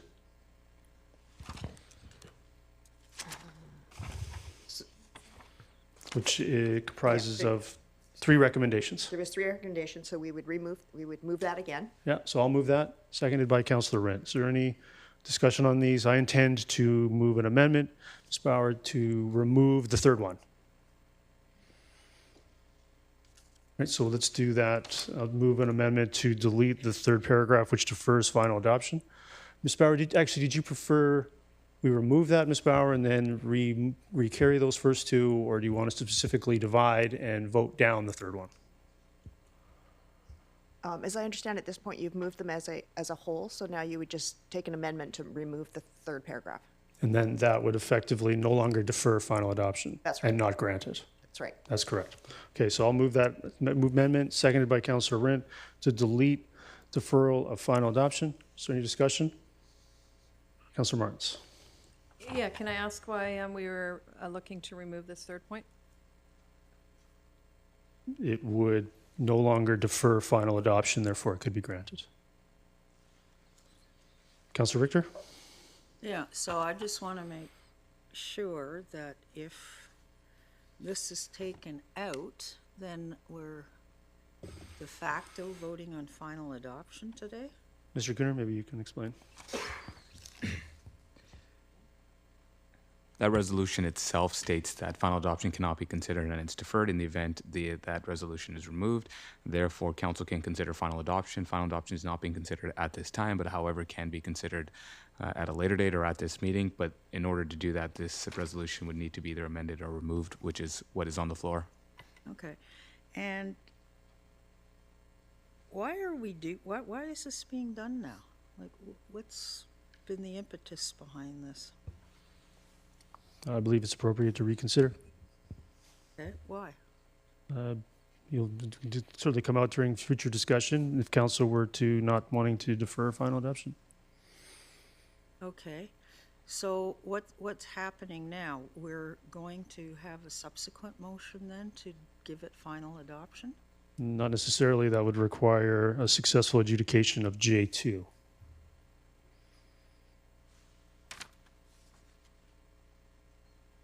Okay, that's about as clear as mud. Thank you. All right, so I'll call the question on the amendment.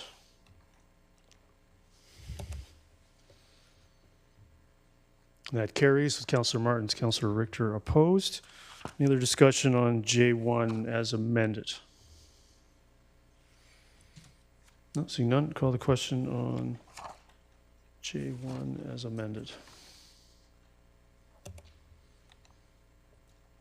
That carries. Councillor Martins, Councillor Richter opposed. Ms. Bowers, same process for the next one. Yes, that is correct. So we'll call the motion to reconsider of J2. Again, we need a seconder, please. Seconded by Councillor Ferguson. That carries. Councillor Martins, Councillor Richter opposed. So Ms. Bauer, to remove it, I would like to remove it with Amendment 1 and 2 only. Is that acceptable? Yes. So I'll move that, seconded by Councillor Rint. And I do have other amendments, but is there any other discussion before I move those? Councillor Richter. Yeah, again, why are we doing this? I believe the council is considering third reading, so it would be to give it third reading. So we're giving it third reading. We're considering that. That's what's on the floor. Good, thank you. So Ms. Bauer, if you could please bring up the first set of amendments.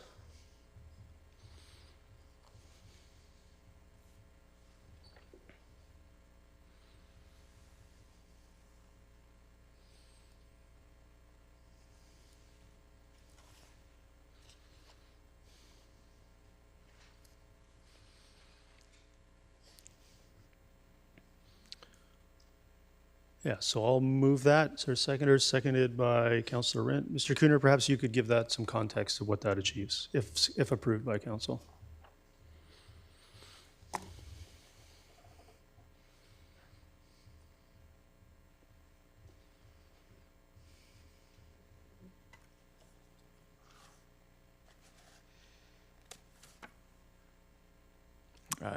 To just give a bit of context, rather than go specifically to the policies itself, what it's essentially the intent here is to just remove the civic institutional land use symbol, to remove the policy that's at 5.8, which describes what civic institutional is or characterizes it, and then 11.2.1 sub 3 does give the general development prerequisite of securing a civic institutional lands prior to council considering, I believe, third readings of development applications. Therefore, by removing these items, civic institutional no longer be within the Williams neighborhood plan.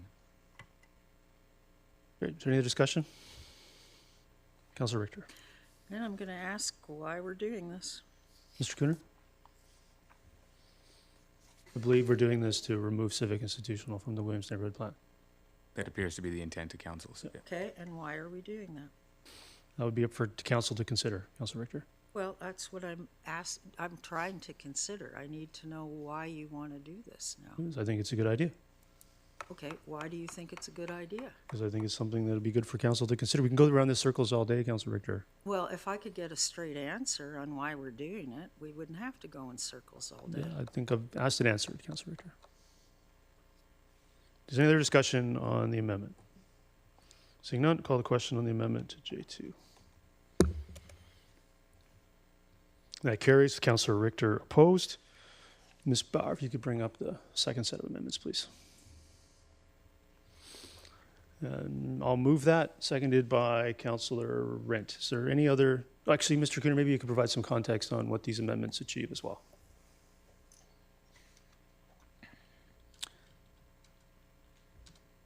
Give you a second to review them. During the neighborhood planning process, it's crucial for neighborhood plans to identify elementary school, let's call them just school sites and parks as well. And historically, during the neighborhood planning process, there was floating symbols that did not exactly state where the specific school or park site was. However, council has now given direction to openly designate the school and park sites. Therefore, it provides certainty to key stakeholders within a neighborhood plan to know exactly where the school or park site is going to be located. Therefore, now this amendment does essentially state that by identifying these openly designated school and park sites, it does provide certainty. Therefore, the sites have been identified and development can proceed without essentially then waiting for securing of the site. So this does achieve that goal. Great. Is there any other discussion on these amendments? Councilor Richter. Same question as last time. Why are we doing this? Why is this necessary? I believe it allows, Mr. Cooner, I believe you answered that. It allows development to proceed. This clarifies direction that an open designation for a school park site is sufficient.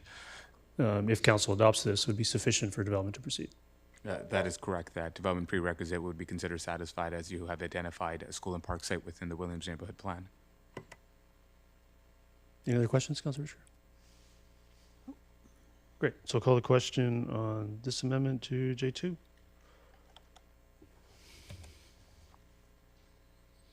That carries. Councilor Richter opposed. Ms. Bauer, you can will bring up the other two. I'll move that. Is there a seconder? Seconded by Councilor Rent. Is there any discussion? Mr. Cooner, maybe provide that. This is relatively simple. This is related to the requirement for joint lobbies for office and residential. Yeah, so the specific section here states that a common lobby for each building with office uses and apartment units above the first story shall be clearly visible and directly connected to and from fronting a public street and not selected in the interior of the development. Therefore, by removing this policy, that provides further flexibility for developers to ensure that the common lobby is located where it's more efficiently and friendly to the residents or public as well. So it gives flexibilities for developers. And I believe it does not require them to be combined. That is correct. Yeah, so I think that's the concern that I share, that many residents and office users the developer of the building may not want to provide that to the market where that is a requirement for them to be combined. Councilor Richter? Okay, why are we doing this? I think Mr. Cooner has addressed that. Okay, but why now? Why wasn't this done when the policy first came to us? I don't have a time machine, Councilor Richter. Yeah, I'll bet you don't. Anything else, Councilor Richter? Please ask yourself to conduct yourself with the accordance of a council procedure bylaw as well. So with that, I'm going to call the question on that amendment to J2. That carries. Councilor Richter opposed. And the last one, Ms. Bauer.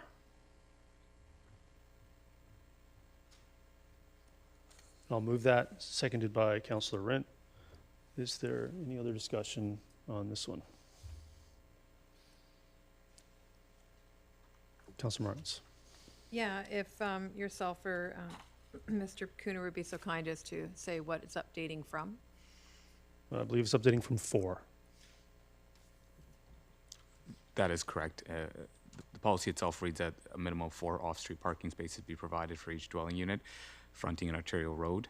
No tandem parking within a building is permitted. This is now updating it to be minimum 2.5 off-street parking spaces. Thank you. Okay, with that, call the question on that amendment.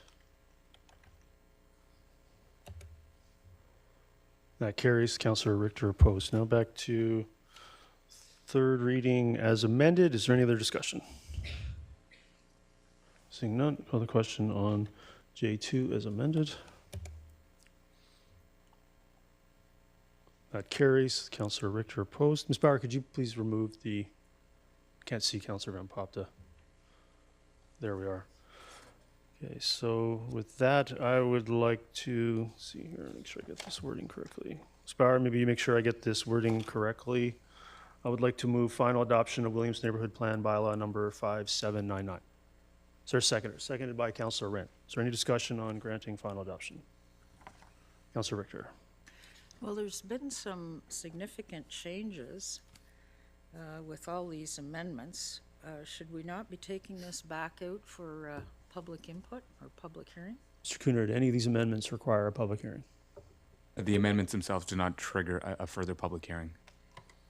Okay, thank you. That, call the question on final adoption of J2. That carries with Councillor Richter opposed. Okay, Mayor and Council report. Well, I have a sad but delightful announcement to make. Yes, for those who are not aware, on behalf of Council, I would like to extend our congratulations to Deputy Township Clerk Suzanne Little for her upcoming retirement of 20 years of service. I thought you were going to work today's Council meeting, but you're just here as a member of the audience. So I think this is your last Council meeting until you choose to come back as a member of the audience. Yeah. Ms. Little has served Council faithfully, with work ethic and eye for detail, especially as he has assembled the Council agenda packages, producing over 1,000 Council meeting agendas over that time period. In 2019, Ms. Little was also the recipient of the Township of Langley's Everyday Hero Award, which is awarded in recognition of ongoing dedication, commitment, and hard work. So congratulations to your 20 years, and we appreciate your service to the Township Council and the public, and wish you well in your next chapter. So congratulations and thank you.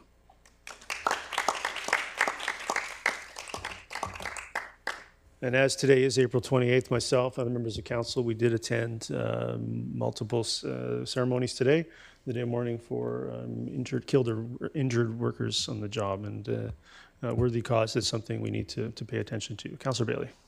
Yeah, along that line too, I really want to point out to people that when first responders respond to an incident like happened on Saturday, and to a main extent, they suffer damage. And that's all levels of emergency, police, fire, ambulance. These are extremely difficult situations because not only do you have to hold your emotions, you have to still function as an emergency service provider. And that also goes towards, and I'll point at the condominium fire that we had recently in Langley, that those take a toll on our first responders. And also, we can't forget the people that are involved, including the bystanders, people that witness that and are not trained to do that, deal with significant issues. So just saying to everyone, realize when these emergencies happen, really be mindful of what you say and how you act towards people who are involved in that, whether they be emergency service providers or bystanders. A lot of the people that are on scene very possibly have just lost everything, and there can be an awful lot of mental anguish going on at these scenes. Anyone else wish to give a mayor and council report or a regional report? Councilor Ferguson. Maybe a couple of things, Mr. Mayor, you might want to comment on. We had the annual honorary tree planting event last week, and it was well attended. The people that had their trees commemorated, their families, and the pioneers were very, very grateful. It's something, the weather was fine, and it is an opportunity to celebrate those things for the people. It is a very, very positive things, and even folks like former Mayor John Schultz and his family dedicated a tree on behalf of their son. I think it's just a very, very positive. I just wanted to point that out. Thank you. Yeah, thank you. That was a great location as well for this year. Yeah. So any other questions? Move on to items for information and 1 through 10.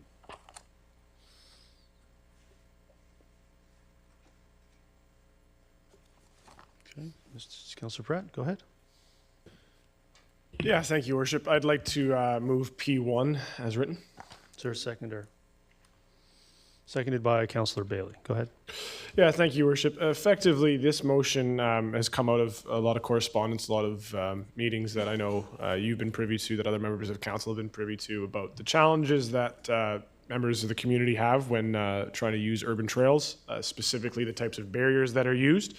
And so this motion is simply asking for an update from staff on work that's being done on the subdivision and development servicing bylaw in regards to the barriers that are used on urban trails. And then as part of that update, it would be fantastic, the second therefore clause asks for an update with potential locations for improvement and costs associated with that. Councilor Bailey? Yeah, I'd like to thank Councilor Pratt for bringing this forward. There's an awful lot of people that are in wheelchairs, especially if the wheelchair is larger, that struggle to get through these kind of barriers. And I see this as being a very significant step forward in making these trails a lot more accessible to a significant amount of people. Thank you. Any other discussion on P1? Seeing none, call the question on P1. That carries unanimously. Councilor Rent? I need to call conflict on this one. Ms. Bauer? I think that would be of another kind. That would be. Yeah. Yeah. Okay, thank you.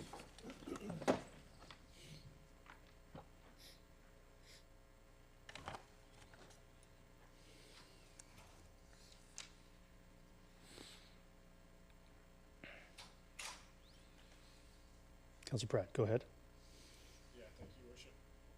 Thank you, Your Worship. I'd like to remove P2 as amended. I'll second it. Go ahead. Thank you. Yeah, this has come out of discussion with the Agricultural Advisory Committee. It's been identified by several of the farmers on that committee that there are some challenges with the sign bylaw as it currently exists. And so the two therefore clauses here, the first one begins the public engagement process directly with the AAC. Hopefully can have some positive discussion with staff there. And then from that committee meeting, any ideas that the rural community has about how public engagement might proceed with the community at large could be discovered there. And then hopefully the community engagement process can continue to figure out a way to amend the bylaw. Any other discussion on P2? Councilor Martins. Thank you. Sorry, if I could just ask the mover, you said move as amended, and you mentioned two therefore clauses. I'm wondering if I'm missing an update. Okay. All right. Perfect. Thank you. Seeing no other discussion, I'll call the question on P2.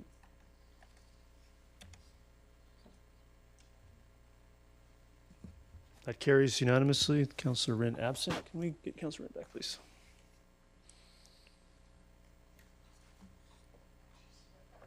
Okay, I'm going to clear the queue. Is there any other business? Yeah. Councilor Richter, go ahead. I have two items. The first is I would like to refer Mr. Jameson's delegation to staff for a report. I guess that's all we're allowed to do under the procedure bylaw. But I'm particularly interested in tree location on the right-of-way. All right, I'll second it. Is any other discussion on getting that report? No? Great. Call the question on P3. That carries unanimously. Councillor Richter, you had a second item. Yes. And I'll put, I don't know, I guess it's somewhat time pressing, but given the policy change item E3 passed earlier this meeting, be it resolved the council approve attendance at the 2025 FCM AGM, the 2025 LMLG AGM, and the 2025 UBCM AGM for all council members who wish to attend. Yeah, I'm going to, given ongoing items from closed, I'm going to rule that out of order. You're ruling it out of order? Yes, Why is it out of order? because of special closed items that I cannot discuss. Oh, but now you're talking about special closed in the open. Have I disclosed anything regarding special closed, Mr. Cooner? My understanding is that that was a basis to rule it out of order? That's correct. Yes. Okay, I challenge the chair's decision. Ms. Bauer, can you conduct the challenge to the chair, please? Yes, we will have a vote. It will be to support the chair, which is the green button, or not support the chair, which is the red button. So agree and or vote for, or red, vote against the mayor's ruling. And the chair does not vote. No, the chair does not vote. Correct. Ms. Bauer has to call the vote.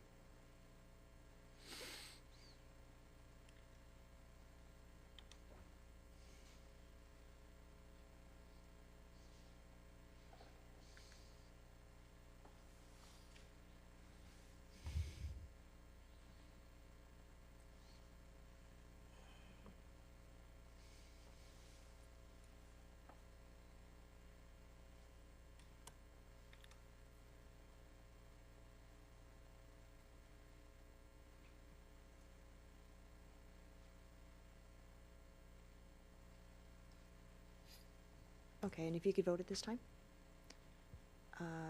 Councillor Van Papta?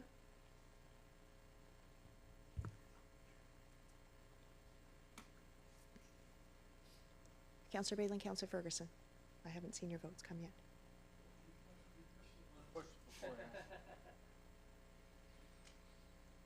And the chair is sustained, please.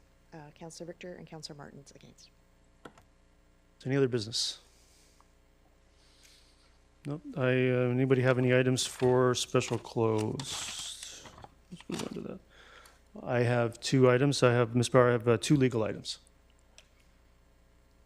All right. Is there any other items for closed? No? Get a motion to resolve into special closed. Moved by Councillor Pratt, seconded by Councillor Bailey. All those in favor? Anyone opposed? That carries unanimously. Motion to terminate. Moved by Councillor Pratt, seconded by Councillor Bailey. All those in favor? Opposed? And that's carried. Thank you.